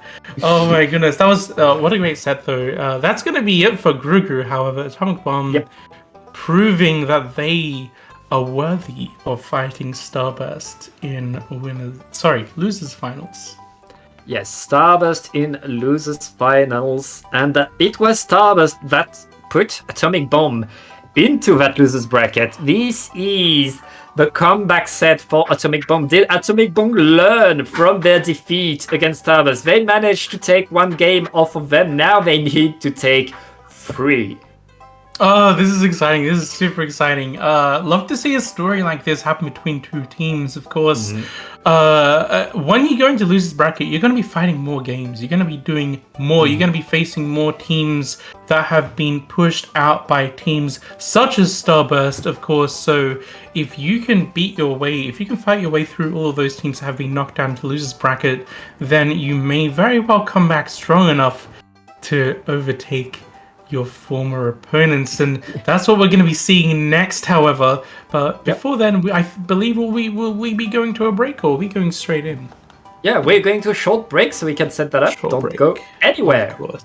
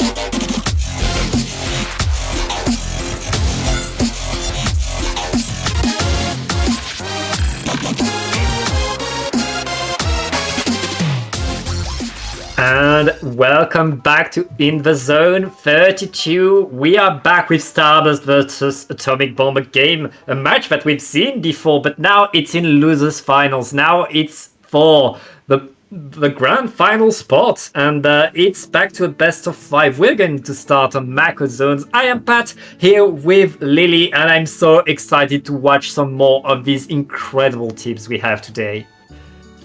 I'm excited too, and I'm excited to be here with you, Pat, and I'm especially excited to see Starburst versus Atomic Bomb, knowing how they've played each other before, with Starburst being the team that pushed Atomic Bomb into losers bracket. We'll be seeing them first here on Makama Splat Zones, of course, a favorite of many, and of course I reckon this will be a very interesting one to see Brand bringing out that slushing machine with the Zuka. Of course, this is going to be a great pick here, of course.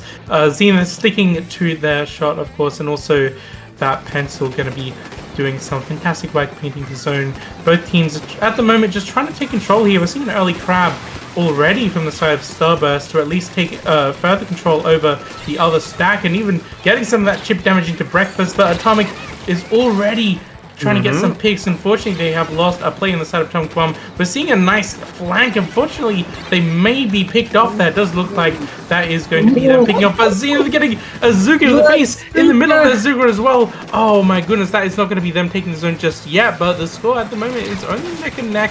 Hasn't done a huge amount of scoring from either team. We're just seeing these fights break out, seeing who can really get the early control of the game. Yeah, early control incoming, but both teams are still fighting for that zone. There is no control, there is only the fight right now. Zero is going to get a Zuka shot to the face, and both teams are still struggling for zone. Everybody's back in because of a tactical, and everybody's fighting again. It's trade after trade after trade, really. But right now, Atomic Bomb is staying in control of that zone. Was in control of that zone. Starburst back on top. They absolutely are. Starburst still showing that they are definitely a strong team against Atomic Bomb so far, but we can see the Zuka already managing to pick Brown out of the game. I believe, was that Brown? No, that wasn't Brown, that was someone else. My mistake. But these coolers, of course, this is going to be a case of who can be the stronger team out of these two. Starburst does look like they've been losing a couple of players, so Atomic Bomb might actually be able to use that cooler to their advantage most of all, just to be able to take up all that space. Bagel here having to duck behind cover before they can start painting things up for the rest of their team. Does look like Atomic Bomb is still pretty much safe from them at the moment. Atomic Bomb looking to get this lead off of them as well.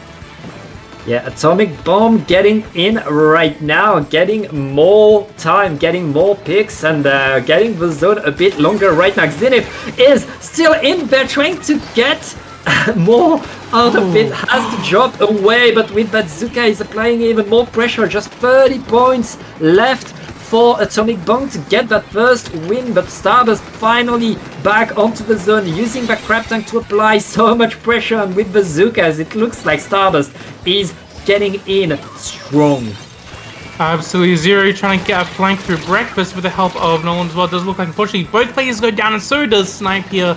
Unfortunately, losing out 2 of their players. The backline, actually 3 on the side of Atomic Bomb. That wipeout is definitely going to spell a very big push from Starburst coming up, I believe. Does look like we can see how much space they've already managed to take up, even on the respawn, with the amount of paint that they have to move through. This is going to be very quick for them to be able to get into the position they want to be in. But Atomic Bomb, they're already looking to push them out of the spots they really want to go, especially with the help of that pencil, and also the disorienting force coming here from U-Snipe, unfortunately being picked up once again. They do manage to get control. They haven't quite got lead yet, though, with Atomic Bomb looking like they could potentially clean up the zone, but no! Having lost that fight there, Starburst is just going to be back in control once again.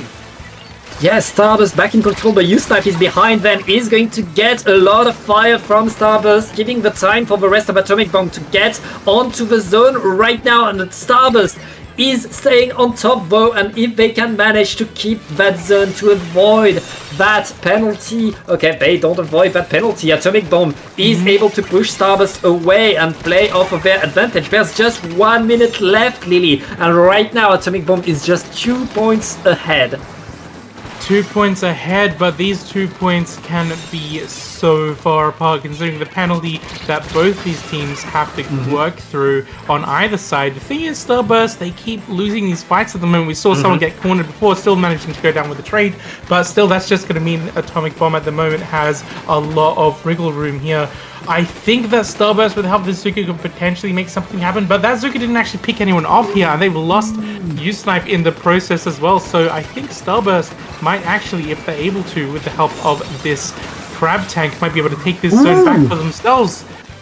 They take the zone back, but they have 20 seconds to get that lead, and right now Atomic Bomb are already back at painting the zone. The Zuka is going Atomic onto the zone, looking to get maybe a pick, and getting a pick onto Bagel would be great, but Bagel doesn't get it. Atomic now, everybody knows you're here, you're gonna get splatted. Starburst, they need to hold the zone for 20 more seconds in overtime. If they manage to hold that zone, they get the game, but all of Atomic Bomb is all around the zone right now, Lily. Everybody is fighting, and it looks like Starburst is getting the advantage, is getting the numbers. Atomic Bomb have no one around the zone to paint it, and Starburst is going to get it. Starburst absolutely gets it there, and I'm not surprised, especially with the help that they had with their cooler popping out going into overtime as well. That was still a very close match, and those 2 points, even when you're that close together in terms of score, you still have quite a long fight to go, either to hold that for that long or to make a comeback like Starburst did in that match as well. And a comeback they did make, of course, but still I think Atomic Bomb is just showing they have what it takes to take this set. I do believe. I think it will just really come down to really trying to make sure that Starburst is in those tight corners, can't fight their way out. There were a couple of moments there where they were able to push a couple of players out of Starburst into some difficult spots there just to help themselves win those fights. I think if they're able to do that consistently enough, once they do have the zone, don't need to worry too much about coming into a retake, then of course they have the advantage going for a lot longer for them. Curious to see what Atomic Bomb has up their sleeves for the next, which is going to be Robo Ramen, of course. This is probably like the best map mode in the game anyway, isn't it? I mean, it's the new hot kid on the block. We all want to play on it, and there is so much. Also, I mean, it's ramen. You have to love ramen, of course. Yeah, it's delicious. Yeah, a delicious pick, of course. It's the best. But yes, Atomic Bomb able to hurt Starburst, able to push Starburst away and back them into a corner. But Starburst, they clutch, they win in the end. That's what they do. And Atomic Bomb, they need to get that extra denial in the end. Atomic Bomb, they did everything right. They did everything perfectly. It's just that last extra second after the game in overtime where Stardust managed to stay on the map and push Atomic Bomb a bit away. It was decided by nothing, and I expect to see much more close games between these two teams. Let's see how it goes. Atomic Bomb bringing back pretty much the same control from both teams, so it's going to be decided by players, not weapons, for sure. Absolutely. We're already seeing Starburst managing that first pick, and also the zone here does look like, however, the Atomic Bomb is trying to get some kind of flank going. That is going to be noticed, I believe, by two players there calling that out. But Starburst, having lost a couple of plays as well, it does look like with the help of this Zuka, perhaps they can actually come back in. We're seeing a fight break out. Zero goes down to U-Snipe here. Does look like U-Snipe, if they're able to win this next 1v1, does look like they're going to be continuing this advantage state for them. Does look like they do so, actually. But they still have to get that zone back from Starburst. And that's mastery by Starburst. Even when the fights get into trades, even when the fights go into Atomic Bomb's favor, Starburst is still in control of the zone, and right now they're winning the fights. Right now they're pushing in forward. Zero and Bran already running in there. Zero is in position, preparing the Zuka. The Zuka is coming and gets Zenith right away. Meanwhile, on the other side, Ice with the Crab Tank is just pushing everything back, and Starburst is making so many points right now. Atomic Bomb, they need to use their special just to get out of their spawn, and it's not working right now. Atomic Bomb is spawn comped by Starburst. Starburst is coming so strong right here. Oh, not this one camp. It does look like finally they start to make a little bit of headway here. Ooh. Just trying to push back a little bit with 3 players. The wipeout having come out on the side. In Atomic Bomb's favor here. This is them just returning the favor at this moment. We're seeing Bagel and Bran trying to come use that high ground there, but it does look like actually Bagel ends up getting picked off here. Zero here is going to be trying to make something happen, but U-Snipe, of course, once again with the classic Zipcaster just to disorient their defense here. I think it's just going to be allowing this push to go for much longer. Thing is, Starburst has those specials to play with, which is definitely going to help them retake. And Starburst is going in strong with these specials, but Crab Tank, and now these Zookas are raining onto Atomic Bomb. Starburst is going to get the zone just from that special power, and now all of Starburst is on the zone looking to push forward, and Atomic Bomb is waiting, biding their time to find an opportunity to get in. Absolutely, and I think the opportunity might not come just yet. They have lost U-Snipe here, but so have one of the players on Starburst. The thing is, Starburst has their Crab Tank, and also I believe they've got their Tactical ready to pick up, which is just going to be putting them in an even bigger advantage. U-Snipe is down on the side of Atomic Bomb, but they've kind of lost that fight here. The thing is, Atomic Bomb, they need to take this advantage quickly if they want to stay in the game. They need to push forward now. It's just 8 more points for Starburst, and Starburst are going in. 3 more points, and Atomic Bomb able to neutralize them now with 2 players advantage. They will be able to apply penalty. Atomic Bomb staying in that game, but right now they need to come back from a huge lead that Starburst has. That was a close call, I have to say. Starburst there, not only did they lose the zone, but they also went down a few players as well. Zenith getting picked up by that Crab Tank that kind of dropped down there into their court. A little bit unfortunate for that positioning of the Crab Tank, I feel sometimes even puts you in a little bit of a precarious position, but you know, they still managed to get a pick off that, which was really good. Starburst just needs to hold this 3 final points that they have if they want to win this, and you know, I think they could possibly just, if they just continue holding this, we could see a knockout from them, as well as there are not many penalty points left. Thing is, they've lost Bran here, and Atomic Bomb has Azuka ready to come out. So, you know, if they can get the zone and actually push ahead, we can see how cool it up they are. We could definitely see them grab control of the zone here. They need to force these jumps out. They need to win these fights. They need to put Starburst on the back foot if they want to win this. The thing about what I'm seeing from Starburst is they constantly have their pencil ping the zone when they start noticing that, oh, actually, Atomic Bomb can get this zone back from them. So once their pencil is kind of picked off, then Atomic Bomb actually has a lot of wriggle room, a lot of breathing space to actually take space. Speaking of taking space, look what we're seeing look what we're seeing from Starburst. They're actually denied all that space back from Atomic Bomb, getting back this game for themselves. Yeah, with just 10 seconds left in the game right now, Starburst is on a victory lap. They just need to keep the zone a few more seconds, and Atomic Bomb, they need to throw everything. It's not going to be enough 2-0 for Starburst, but Atomic Bomb right behind them, right on their tail, and threatening to take the game, but just not enough right now. Yeah, definitely. I feel like Starburst had quite a lot of dominant control there. What I saw from Atomic Bomb was that they were able to win fights against Starburst. They were able to get an advantage for themselves. But I think Starburst, whenever they had their advantage state, whenever they had their fights won, whenever they had something that could potentially be in their favor, they just took that a lot quicker. We saw the pencil was constantly, as soon as that zone was threatened by the other team, the pencil was there painting up that zone once again. As soon as fights were won on this in Starburst's favor, they were able to take up and take space in front of the zone a lot more quickly than I feel Atomic Bomb were able to do.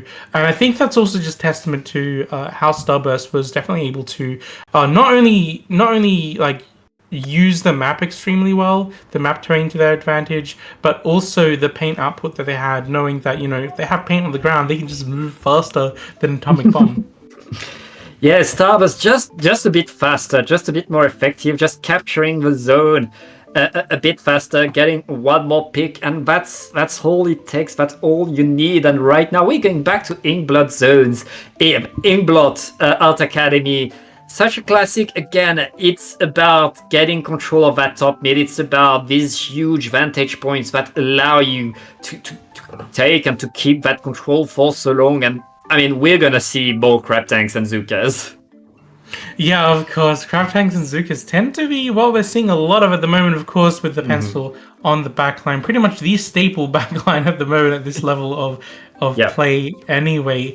And considering how it's been working out for Starburst, I do expect that at least that top mid area to be like a little bit annoying for Pencil in terms like you've always got an area where you can't exactly paint. I mean, there will always be 5 bombs at the same time on that top mid area. We know it's going to happen. There will constantly be bombs there because you cannot allow the opponent to be comfortable there. If you allow that to happen, you're in trouble. Well, this is match point, so let's see what weapon comps I do expect. Actually, Zenith is going to be coming out on the Wiper, so this is going to be very, very cool to see Brown coming out on the Machine Neo, of course. U-Snipe also on the Machine Neo swapping out as well, so this is going to be a little bit different than what we've been seeing before, especially on the side of Atomic Bomb. Already we're looking to see U-Snipe trying to get a little bit of control, forcing Brand back from Slick. Does look like this is going to definitely help them, but Zero is going to be up on top mid. Unfortunately, I think they're actually going to be forced out. They didn't have a lot of wiggle room there. Zenith trying to sneak something in around the back, being caught out by that crab tank of all things. Does look like actually Starburst is going to be capping his zone first. Yep. Starburst not capturing the zone yet. Not capturing the zone, okay, not yet. Yeah, Atomic Bomb is back to the fight, and Zenith activating the Ultra Stomp, getting 2 picks from the Ultra Stomp right there, and allowing Atomic Bomb to get that zone back and to push Starburst away. And look at that, Atomic Bomb already trying to get onto Starburst's platform, not able to get there, and Grougrou getting that pick onto Atomic is going to allow so much from Starburst. Starburst is pushing forward off of that pencil play. Oh, absolutely. That was very, very good pencil play, getting those 2 picks there. Starburst hopefully being able to get the lead here as well, but U-Snipe is definitely trying to say something about that. Getting, it does look like Brand gets another couple of picks, but it gets taken down by Zenith's hammer here. Zenith's throwing the hammer to try and force them back even further. That is going to be stopping Starburst from getting a potential lead here, but the scores are still neck and neck, and Starburst does have a crab tank that they can use to push in with at any moment. The thing is, they need to force Zenith and U-Snipe out of that area. It does look like they did manage to split them up, get a pick on U-Snipe as well. This is going to be Starburst taking the zone. Starburst takes the zone. Zenith jumping out right now. All of Atomic Bomb is trying to assemble a push. They have 2 specials at the ready, and the Uzuka is already flying. The hammer is going to be thrown onto the zone, and what moves by Zenith here, able to at least get a trade from that. And right now Atomic Bomb is back on the zone, back in control, and looking to at least get rid of their penalty and get that lead. Yeah, this is not very many points left to get lead, of course. This is still a neck and neck game, but I do think that Starburst has pretty much had a dominant showing. We can see that lead being taken back from them. Starburst might actually have to put in a bit of work, especially if we can Zenith getting a pick on Brand here and forcing someone else to run out as well. We can see they are definitely trying to pressure, getting a pick on Bagel as well. Things are going really well for Atomic Bomb in terms of winning these fights and score down even further. Starburst is going to have to be working so hard to actually get this back from them now. Yeah, and Atomic Bomb with the Wiper move are able to not only get that lead, they have a very, very good lead right now. Starburst is answering, finally getting onto the zone, trying to push Atomic Bomb away, but Atomic Bomb is staying there. They're still fighting, and they're fighting pretty strong. Atomic getting a double, a triple, and already throwing Bazooka from there, getting the pick on the pencil too, Lily. Atomic Bomb right now is exploding. Yeah, they absolutely are. It does look like, speaking of Atomic exploding, there goes Atomic to that crab tank. But Zenith has got something to say about that. Unfortunately, getting picked off once again. They haven't, Starburst haven't been able to grab this zone for a long time. So this is going to be a very long push if they want to actually get this back. Bran with the Zuka getting a pick of Zenith up on their bats, looking for another one. Yoshel here up. And getting taken out by Ice. Unfortunately, Ice gets taken out off the back of that, but this score has just been inching down all the way through all of those fights. We are seeing a similar thing to what Atomic Bomb were able to do before. Starburst is just retaliating at this point. If Starburst is able to deny that push, they get the lead, but Zenith right now is raining terror with the Ultra Stomp of all things. Zenith taking the zone back, and with 1 minute left, Atomic Bomb is looking to put a point on the board. Starburst needs to find a way in, because this Atomic Bomb team right now is looking to do the impossible. Oh, absolutely. Taking a game off Starburst is exactly what they're looking for, but I do think Starburst are going to be taking this zone back themselves, getting the pick on Zenith as well. Thing is, they had lost the play before, so they are kind of trying to come back and respawn off of this retake in addition to all of that, but that is just going to mean Atomic Bomb has just that little extra edge to be able to take their zone for a little bit longer, applying those penalty points. Starburst still has not managed to take this lead back on them, but with those two players down on the side of Atomic Bomb, Starburst certainly might be able to get themselves into a more comfortable position here. For sure. Ooh, and it's time for overtime. Starburst, we've seen Starburst clutch up in overtime, but right now they need to come back from a huge lead. They don't have that much penalty left. Atomic Bomb is painting all they can. Shoot down onto Starburst. Atomic Bomb is looking to get that game. They just need to paint the zone a little bit more, and it's going to be it. Atomic Bomb 1-2. They're staying alive in this tournament. They need 2 more games. They are certainly proving that they are worthy against Starburst. They certainly proved that they were worthy to fight Starburst, and now here they are again being able to take a game off of them. Things are looking brighter for Atomic Bomb, I have to say. Starburst, I definitely felt they kind of struggled there. Atomic Bomb, there was a moment in the middle of that match, actually, where they had absolutely their eyes exactly on everywhere Starburst was trying to come in to defend from or to retake from, and just were able to pick them off just like that. It was so clean and quick to be able to hold that lead and get all the way down to 17 for them, which they held successfully up until the very end of that match as well. Starburst not even able to clutch up in overtime. And I believe in that overtime, it was just a matter of the time running out in Atomic Bomb's favor. So even then, they were just focusing on making sure they were continually winning their fights, which is what put them in that advantage previously in the match as well. Yeah, Atomic Bomb really fighting their way to victory. But now we're going to Crab Leg Capital, a much wider map.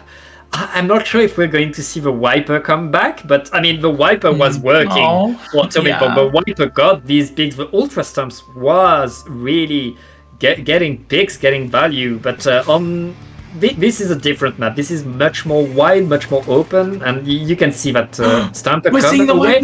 It's coming back! Let's go! Let's go, Zenith!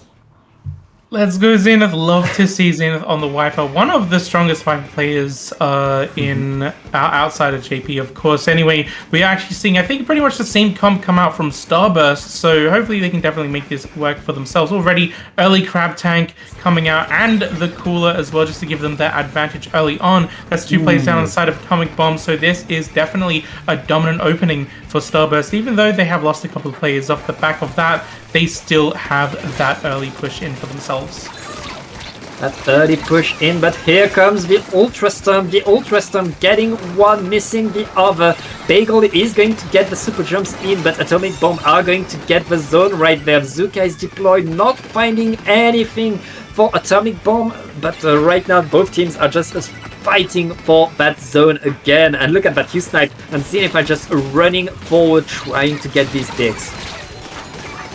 Absolutely, they are definitely trying to get those peaks, and it does look like we're seeing a bit of a bloodbath. Atomic Bomb managing to get control of the zone even momentarily, but they have all their players back up and ready to retake and push Starburst back. Starburst is trying to find their way back in, but they just haven't been able to. They've managed to cap the zone, and hopefully with the extra ink on the ground, they can move in with that. Zero popping the Zuka as well. 2 players have gone down on the side of Atomic Bomb, but Starburst still hasn't been able to push up all that far ahead, as we're seeing the pencil on the side of Atomic Bomb still managing to kind of force them back. But with that pencil gone, here comes that aggressive crab tank. Oh, not for long though.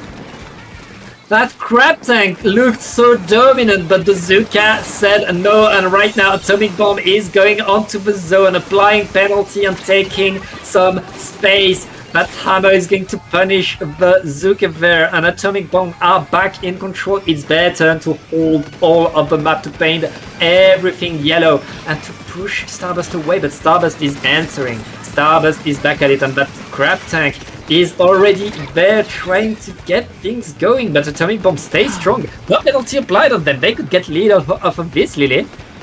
Yeah, this wouldn't be too hard for them to get lead off of, because we saw that crab tank was trying to go for Yoshel there, who was the pencil in the middle of the greats and mid and top mid. Does look like there is the lead flip in favor of Atomic Bomb here. Unfortunately, Yoshel's still alive, which is not good for Starburst. Okay, there goes that pencil. There goes the bucket as well. And there goes Zenith on the wiper as well. There's the wipeout as well off the top of that. This is just going to be Starburst coming back in. This is what they wanted to do before, but unfortunately, they lost the lead that they had, giving Atomic Bomb the edge here. This is not what they were able to do in the previous match, I think, but with this advantage, what they really need to do is get control over exactly where that Zuka was going from U-Snipe here, so I don't think they're going to be getting control of that area for much longer.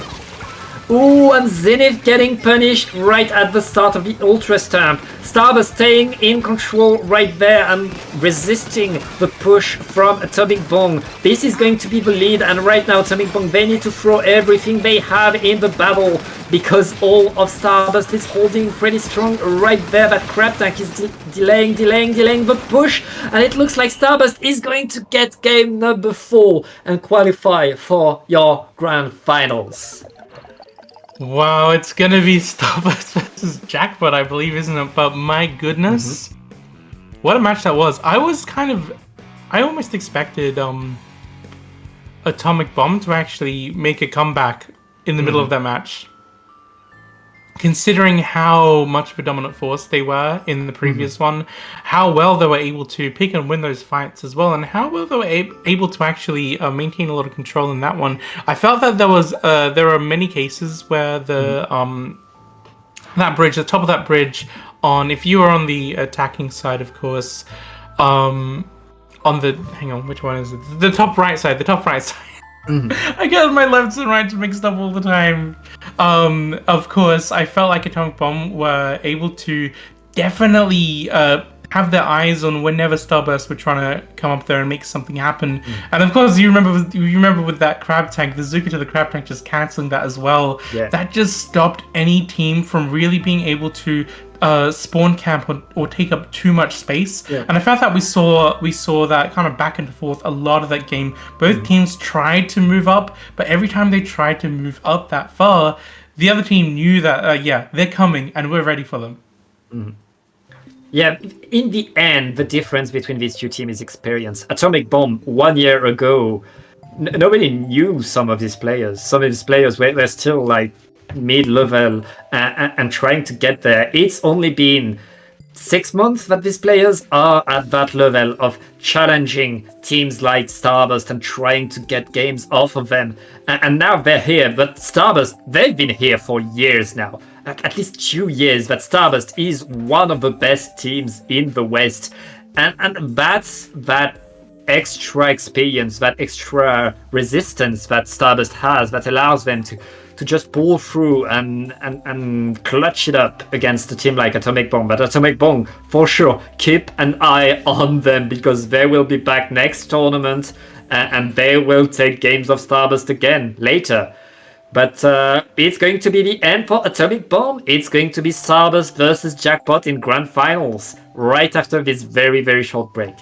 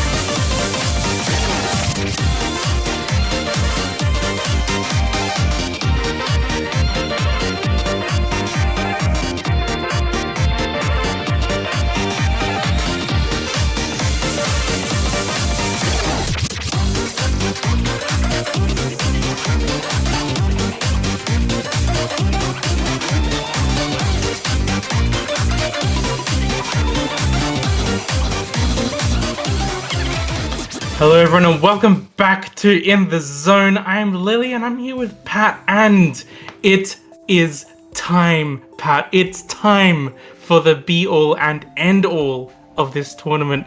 Jackpot versus Starburst. Yeah, and it's been a crazy ride. Jackpot managed to put Starburst in losers bracket in a commanding winners finals that went 3-1 for Jackpot. Starburst not out of it though. They want their revenge, they want their comeback, and we know what Starburst is able to do. We know Starburst knows how to do a comeback. They're going to have a tough time, and it's going to start on Macrobot. We're getting right in there. They don't want to talk, they just want to fight.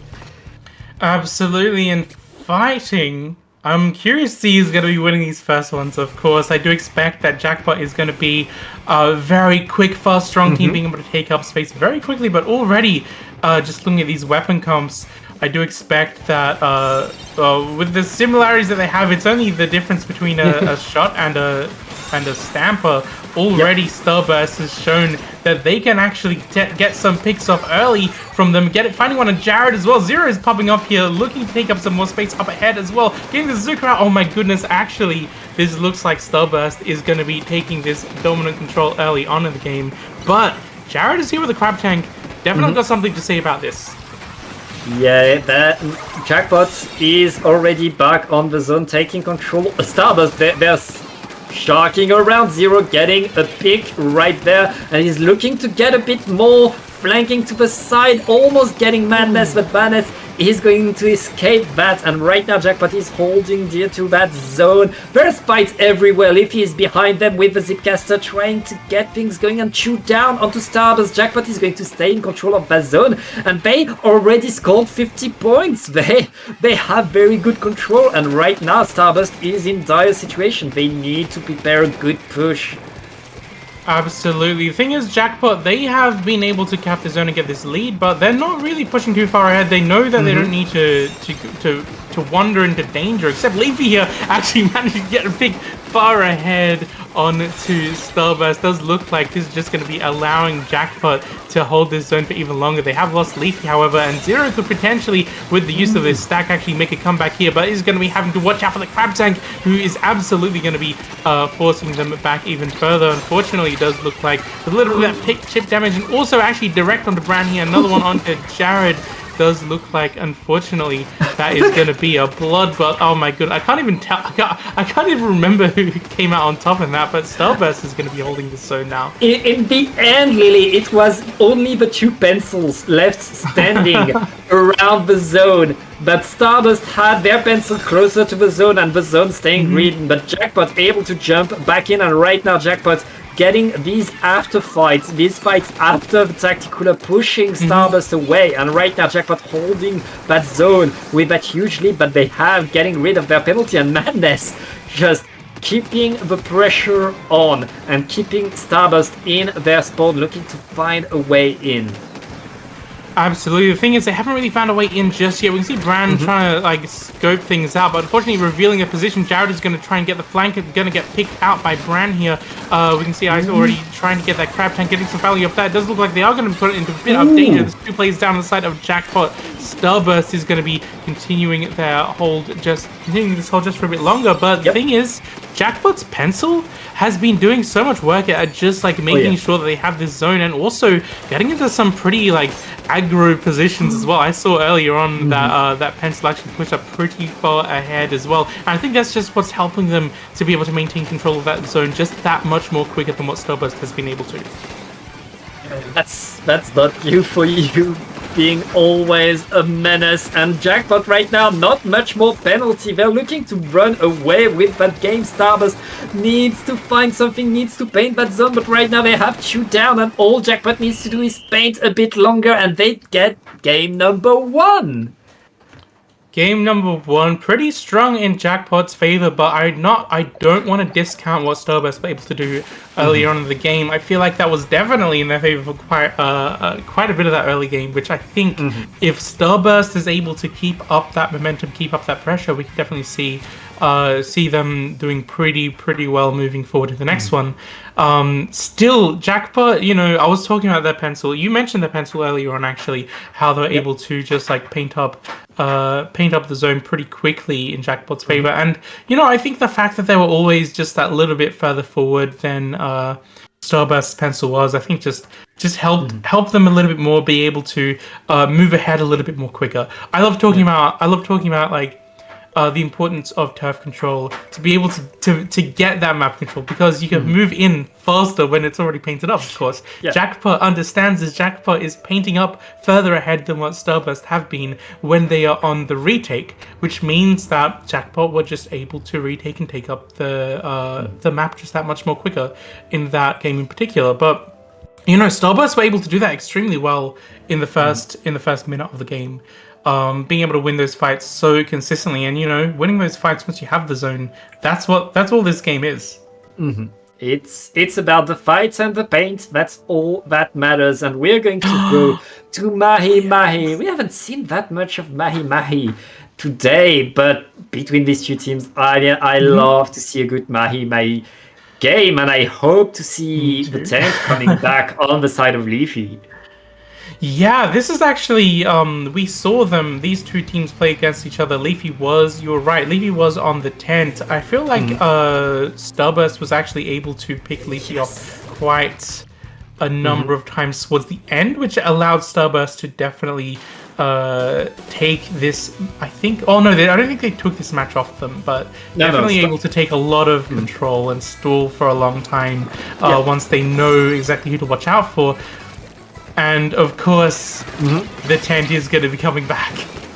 Of course, the tent is coming back, and the range blasters are coming back. That range blaster is going to be especially important for Starburst if they want to counter the tent. The blaster is always good against Brellas, and right now these teams are coming in, fighting again for that zones, and let's see how it goes. The Tri-Strike are denying the Crab Tank, forcing the Crab Tank to drop, and that Crab Tank is punished on the side. Starburst is... Oh, what? Everybody's getting splatted right now, and Jackpot stays in control of the zone. Yeah, I think like Jackpot just know how to make sure that when even if they're losing players, even if like we're seeing bloodbaths happen left, right, and center, they just know how to make sure that at least their pencil's in position to be able to get the zone back and allow their team to come back in. Speaking of teams coming back in, I do believe that Starburst might be setting something up here to be able to retake this, but Jared up on the top there, dropping down just a little bit, and with Leafy coming out as well on the side with the Zuka, might be able to see them stopping Starburst from being able to push up too far ahead and continuing this lead that Jackpot already have so far. Yeah, and right now Jackpot are pushing in, trying to get some. Jared and Leafy get punished, though right now Starburst are in a good spot to push forward, but they get punished themselves. Nice! Oh my goodness! With the ultra aggressive crab right there. Starburst pushing forward, getting it all, and now it's all Starburst. Now the map is getting painted purple, and Starburst is looking to score some good points. That should be lead for them. Oh yeah, this should be for sure, unless Jackpot is able to do something fast, but they have got to pick a brand here, so I think that this is going to be just Starburst continuing this for longer. Can Jared do something about this Crab Tank? Doesn't look like Jared is going to be popping a Crab Tank themselves. Going to be picking Zero, going down anyway to the other Crab Tank, so that was an interesting fight that kind of broke out there. Whether this zone is going to be going in favor of Jackpot, though, only time will tell, as two players have gone down, and Starburst doesn't look like this is going to be Jackpot's chance to actually come back. They don't have Leafy coming in just yet, but they have a bit of space to work with. We can see what'll do already, making sure that they can paint up, making sure that they have the cooler ready soon to be able to take the space that they really want to take up from Starburst. Yeah, and space is being taken, but Zero dropping in already on the zone, painting it and trying to go even more forward. Zero is looking for blood right now, has to move back. All Jackpot is defending and getting that zone back. Penalty has been applied, but Jackpot doesn't seem to mind. As long as they manage to keep that zone a bit longer, they're good. And right now, Jackpot is holding pretty strong, staying on the map. And look at that, Jared on the opponent snipe. Okay, was not close enough to Crab Tank to activate it. But right now, Starburst with the Tri-Strikes, they're not saving lead, but they're getting the zone back. Yeah, they do get the zone back with a 1-point difference. We can see the crab tank certainly helping them out, but Jared, I think, has got a much more powerful crab tank at this point, especially with the help of the chip damage coming out from the what's that called again? I've forgotten. Everything's happening at the moment. We're seeing Leafy actually trying to move up, and Jared even in a more aggressive position, just trying to skirmish against Bagel to kind of hold them back, because they definitely don't want their backline to be able to paint up the zone too much. This lead is going to be in favor of Jackpot, continuing down into the down to 30 before they lose it here. Starburst doesn't have a huge amount of time to go in order to get this lead back for themselves, but what'll do is always constantly painting. Yeah, and now that they have the lead, Jackpot, they don't mind that penalty is applied onto them. 50 seconds left in the game, and they're still in control of the zone. And they don't have that much penalty left, the zone, and the game has been so back and forth. But oh, that Zuka here, getting a double with the fall of Zuka. It's so good for Jackpot, and Jackpot right now, they only need a few more picks to get that game, and they just need to hold the zone. 9, 8, 7, 6, 5. All of Starburst is running at the zone right now, trying to get it, trying to pet it, but it's just Brown and 2-0 for Jackpot. Yeah, you know, it's at that point where Starburst just were desperate to take the zone back off of them in order to stay in that particular game. It is a best of 5, so they're not out just yet, but Jackpot's still showing that they are strong against Starburst here. This is an even more dominant Mahi Zones game than I felt we saw in the last time we saw these two teams play together here. So I think that Jackpot are just even more switched on now. I loved, in particular, seeing Jared's crab tanks. I felt that they were a lot more aggressive than what we saw from the crab tanks inside of Starburst. I love playing crab tank myself, so I love talking about crab tank. But, you know, what I love seeing about how Jared was able to position the crab tank is that it was a much more oppressive force. It wasn't there necessarily to retake, to help with the retakes. They were there to help push back the defense from Starburst, and know that, like, once that crab tank is run out, they're in a position just to skirmish, just to be that that dagger in the side of Starburst, just to stop them from being able to come back and repaint the zone for themselves. So I think, like, Jared's crab tanks in particular were doing an amazing amount of work in that particular game. Of course, the entire team, of course, was, and I loved seeing Leafy come out with the tent as well. Of course, you know, not only that is that another Zuka weapon, but it's just really good at painting the zone as well with the with the help of that shield. And what we've seen these two games is Starburst opening strong, getting Jackpot to bleed a little bit, and Starburst getting the advantage at the start of both of these games, but then Jackpot adapting, learning in the course of the game, and after 2 minutes of game, suddenly it's all Jackpot. Suddenly Jackpot is in control, is clawing their way back, and then it's only them. The moment Jackpot takes back the lead, you know that Starburst has no way in. Starburst needs to learn what Jackpot is doing, the way Jackpot is learning what Starburst is doing. Yeah, absolutely. So Starburst has 3 games to be able to force, I believe, a reset. Yep. But Jackpot only have to win this next one, and it's just going to come down to, like, Jackpot doing what they've been doing their previous games. Of course, you know, Starburst, we might see them come in strong early, but if Jackpot manages to actually, you know, take these fights in their favor constantly and always have that extra amount of pressure. Like, we can see actually Jackpot this time being able to take the zone first, but they have lost their player. Once again, yeah, it's going to be Starburst is going to be winning these early fights, even though that they didn't manage to get the first zone cap. We might actually see them start to push up and get Jared picked off as well. So we are seeing this lead flip as well. It's the same thing that we saw before. Starburst winning these early fights. I want to see how Jackpot responds. And Jackpot is responding strong right now, taking control of that right side of the map. Now they have an ally into the game. The Tri-Strike and the Crab Tank are thrown at the zone. That's going to be probably a capture for Jackpot, but Starburst is holding that zone strong. They want to keep that zone if they're able to survive that onslaught by Jackpot and get that control back. Starburst to score a lot of points in that start of the game right there. And Jackpot is struggling to get in. Yeah, absolutely. They are struggling to get in, which I think is kind of unusual. But, you know, I think Starburst just being able to play around this map so well has just proven to make it that much more difficult for Jackpot at the moment. They are forcing these tri-strikes to pop out just at least to help them maintain a little bit of the space they want to hold in order to get this zone. Waiting for that bomb to explode before they can take top mid here. They've lost a couple of players though. Starburst has got a clear advantage that they absolutely just want to hold. And with this crab tank, this is the aggressive crab tank I love to see from anyone. Managing to get a pick on Madness as well, and just continuing to hold this space as well, just making it that much more difficult for Jackpot to come back in. And that grab tank being moved to the side allows Jackpot to get back onto the zone. The Booyah Bomb is going to deny a bit more space to give a bit more time to Starburst. And Starburst right now, 2 players down. They have to concede the zone. They have to move back, get some space.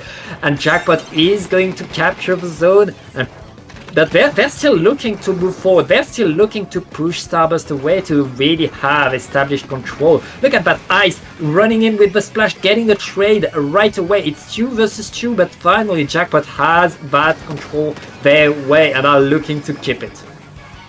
Absolutely, they are looking to keep it for sure. We can see how far back Bagel is pushed here, trying to find the right opportunity to move back in. And with the help of this crab tank, they can possibly do something here, but they are losing control. Does look like they do manage to get the pencil off of Jackpot's side, so this is definitely going to be Starburst holding this lead for just that little bit longer. Leafy trying to come back in, paint up just that little bit, just so they can make sure they have their crab tank to help push in with. And with the Zuka coming from the other side, that's actually going to be Starburst being forced to actually concede all that space to Jackpot, allowing them to take the zone back in their favor. Yeah, Jackpot back in control of the zone. They don't have that much penalty to get rid of, but there's only 2 minutes left in the game. Jackpot looking to get a third comeback in that set right now, but Starburst looking to stop it. Zero is going to be punished by Leafy right there, and everybody is scrambling for the zone. No penalty applied on Jackpot. Jackpot is going to get that lead right there, and Starburst right now, they're going to need a big push if they want, like they need to push Jackpot away, but all of Jackpot is activating the Zuka and attacking back, fighting back at what Starburst is giving to them. Ooh, oh my goodness, we're seeing special after special here. That crab tank coming out from the side of Starburst hopefully is going to help at least neutralize and cap the zone here with the Booyah Bomb just to help them continue that space. I don't think that Booyah Bomb was just far enough ahead in order to actually force Jackpot back here, as Jackpot is actually trying to move back in now. Doesn't look like they have a lot of space. They kind of pushed back up on Bats. They need to be able to move in quickly with less than 45 seconds left. They are going to be continually actually held back by Starburst. You can see Zero actually trying to go up Slick, getting picked up there, so things are looking up for Jackpot, but they have lost the lead. The lead taken by Starburst right there, and no penalty applied to Jackpot. Is scrambling to get the zone right now. They need to get in, they need to paint, they need to win the fight. Zero on top mid, looking to just punish as much as they can. Starburst are going to get their first game. We are 1 and 2, and Starburst is alive. Starburst getting that wipeout at the end.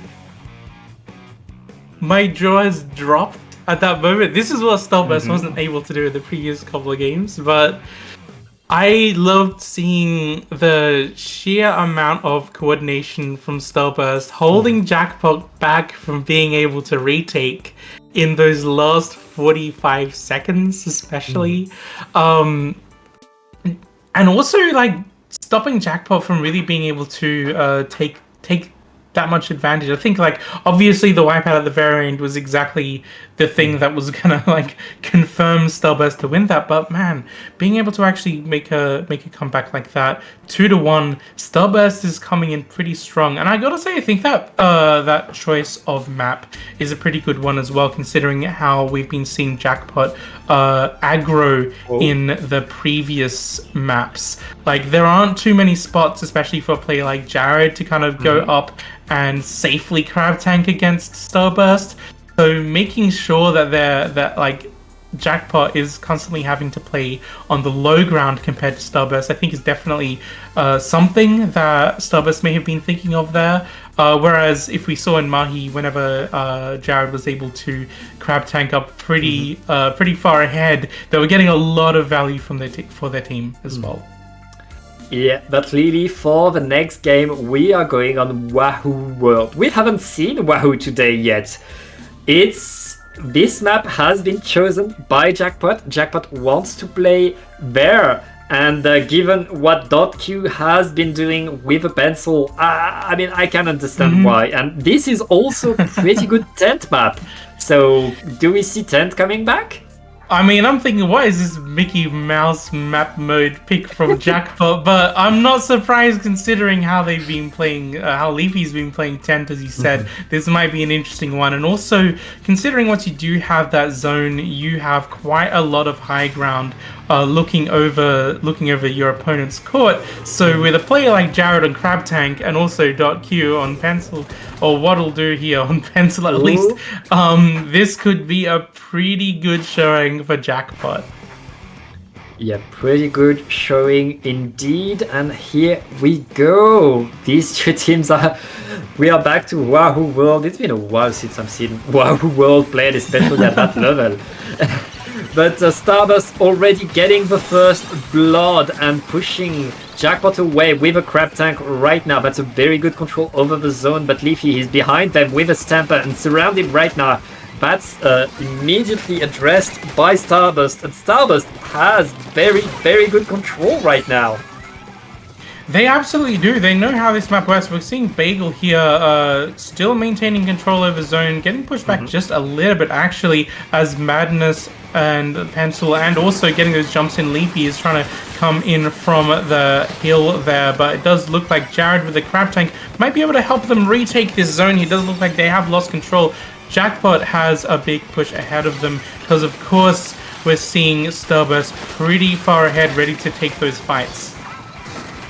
Yeah, and the Jackpot is finally answering, finally at the zone, looking to paint it, looking to get it. They have it, and right now we see all of Starburst on that platform trying to defend, trying to get that zone back. But Tri-Strike is not going to find much right there, and Zero kinda alone trying to paint the zone, has to regroup with the team. Meanwhile, Jackpot is keeping the zone green, trying to make some more points, but Starburst back at it again, back on the attack. All the specials are coming down onto the zone. It looks like Starburst applies penalty, but Jackpot gets the control. Yeah, absolutely. Leafy forcing a jump out. Another jump out actually from Leafy. Leafy's trying to find a way back around Elbow, but Brandon's going to be picking her off. It does look like, however, Brandon's going to be stopped by that suction bomb. Madness and Leafy, Madness is providing that jump in for Leafy, of course, hopefully to be able to continue that forward momentum for them as Jackpot is looking to grab this lead off of them. We can see how Jackpot knows that once you have this position, once you have this zone capped, and once you've forced your opponents into the court area, you can just look down on them and just rain damage, rain ink over them. We can see how much paint they have to work with, but Starburst is trying to come back in with the help of that crab tank. Jared's crab tank, however, might actually be just a little bit more powerful here. Yeah, Jackpot denied their control, losing the zone to Starburst there, and Starburst are pushing forward now, trying to get a bit more chewed down onto Jackpot. Starburst is back in there, and that pick onto the queue with... is going to allow Starburst to extend their control right now. Starburst is normal penalty, and they are looking to get that lead back. Yeah, Starburst certainly could. Jackpot is still kind of trying to come back in over hill. We can see Jared moving up ahead with that crab tank to help them out, but those strikes are going to be forcing Jared back just a little bit, not being able to get too much value out of it. Leafy here trying to get some damage done on that crab tank, unfortunately going down once again, but Starburst has lost 3 players here. Despite losing the lead, Starburst is still going to be in control, even though they've lost all those players. Jackpot has to get through these penalty points. They are going to be working hard to get this back for sure, with Jared out of the picture. And Zero is flanking, Zero is behind you, looking to get a few splats. That's going to give the zone to Starburst right there. Jackpot is scrambling to stay in control, to keep their positions right now. And with the Tri-Strike and the Crab Tank deployed, Starburst is able to really push Jackpot away. Biscayne is going Starburst's way, and Starburst is fighting in that last minute to get the KO and to get to a game 5. Oh my goodness. We are so close to a KO. You are absolutely right. I feel like this is the second or third time I've seen Jackpot in this position trying to come back in once again, but we can see how well Starburst had managed to paint up. It's only a matter of time before they actually get this KO, which looks like in the last second. 1 point and they get control! If they are able to get it, they might actually not get it because they've lost the player as well. It's just going to come down to these penalty points now. It does look like Jackpot is going to be having to work perhaps in these last 30 seconds, bring it to overtime in order to actually win this. But it does look like with Jared's Crab Tank there, and with the help of the rest of the team on the other side, they are hopefully able to continue this push forwards, hopefully get into overtime and get this win off of Starburst. One more push. If Starburst gets a single push right there, they stay alive in this tournament. Jackpot only needs to paint the zone a bit longer, but Starburst capture the zone in the nick of time. We're going to a game 5. My mouth is over, my jaw is on the floor. I expected this to go Jackpot's way, considering what we've been seeing, especially from Pencil, from those Crab Tanks, and also I think from Leafy being able to do some really impressive flanks as well. But my goodness, I think Starburst might be a little bit on a comeback arc.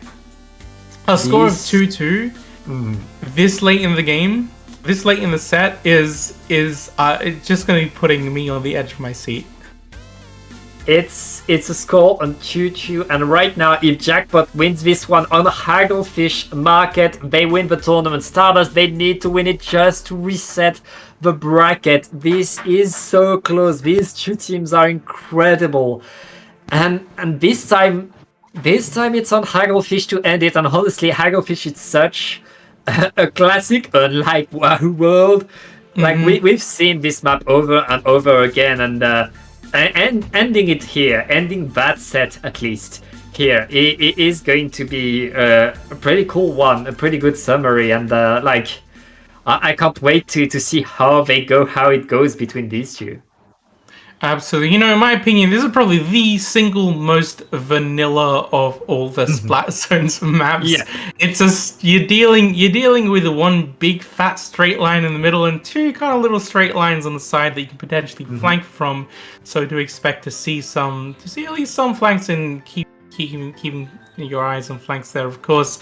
But you know, if things are going the way that we saw in the previous 2 games, with Starburst getting the early blood, Jackpot being able to get some kind of lead or some kind of dominant showing in the middle, and then Starburst kind of just clutching it out at the very end. If we do see a bracket reset, of course we're going to be here for longer, but you know, Jackpot, I've seen them play here many times before, and they know so well how Hagglefish works. I believe my prediction is that they possibly have this. They possibly have this tournament here. We're seeing these weapon comps come out at the moment. I don't have a prediction. Anything can happen between these two teams. It's going to be decided by a single plat, a single drop of ink, because that's how close these two teams are. And let's see how it goes here on Hagglefish. It looks like Jackpot is already painting the zone, but Starburst is going to take it, and the Crab Tank being deployed means they are pushing forward. Jackpot struggling to find a way onto Starburst right now. Starburst really getting the picks right there. Oh yeah, Starburst has been Leafy. We saw a little bit on the flanking adventure, unfortunately being taken down, but it does look like Jared is going to be popping the Crab Tank. Hopefully be able to retake with Madness, popping his Zuka as well, but a return Zuka, forcing Madness to duck for cover there. This doesn't look like they're going to be taking the zone anytime soon, as Starburst is trying to just continue taking up space ahead with the Booyah going into their core. Crab Tank coming out once again. I want to see if Leafy can actually get rid of this Crab Tank, however, because she's been popping this Zuka left, right, and center, trying to get something done behind Starburst, but still not quite managing to get Starburst out of the way.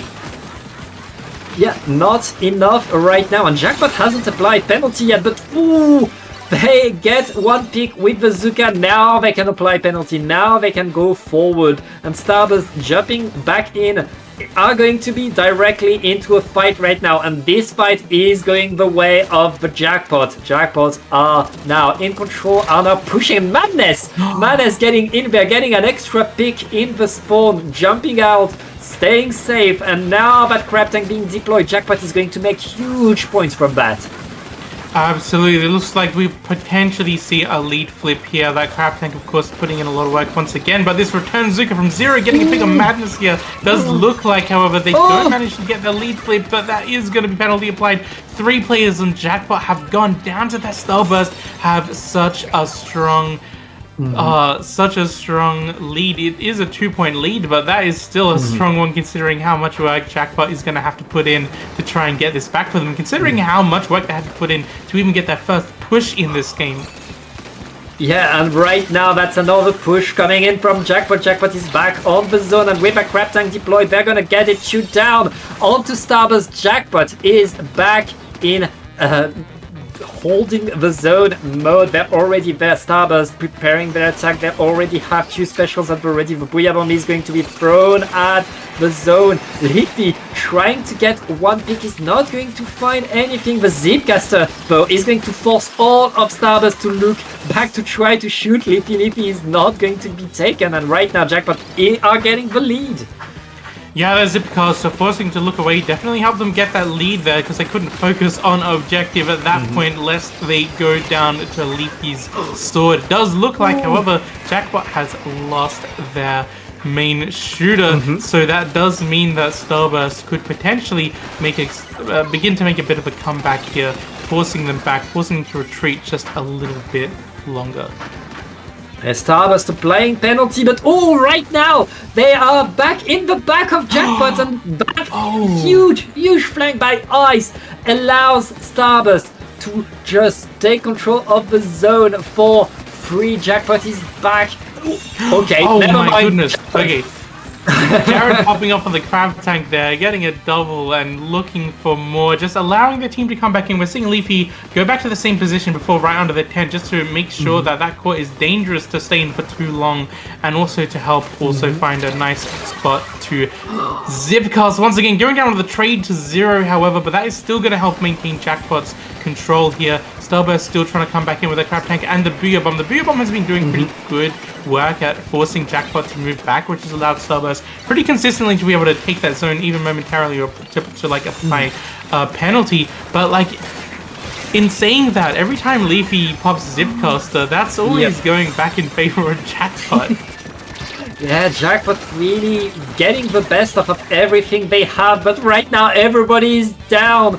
It's just a pencil fighting, and the Crab Tank deployed on there are going to allow Starburst to get back in control, to push Jackpot away, and that's what they need. There's just 30 seconds left in that game. Number 5 and Starburst are looking to get the lead back. They don't have that much penalty left. They just need to hold the zone for 20 seconds, and Jackpot are preparing their huge push that they need. They only need one push right now if they want to deny and win this tournament. Just 5 seconds left, Lily. And with 2 players down on the side, it does look like they managed to get control in these last few seconds. This is going to be everything for Jack. All they have to do is stay alive, but they've lost a couple of players here. They just need to make sure that this zone is painted in their favor. They've lost control at the very end. Oh my goodness. They've lost control in game 5 to Starburst. Still, that was not going to be enough for Starburst to actually come back and force a bracket reset. That was such a close call.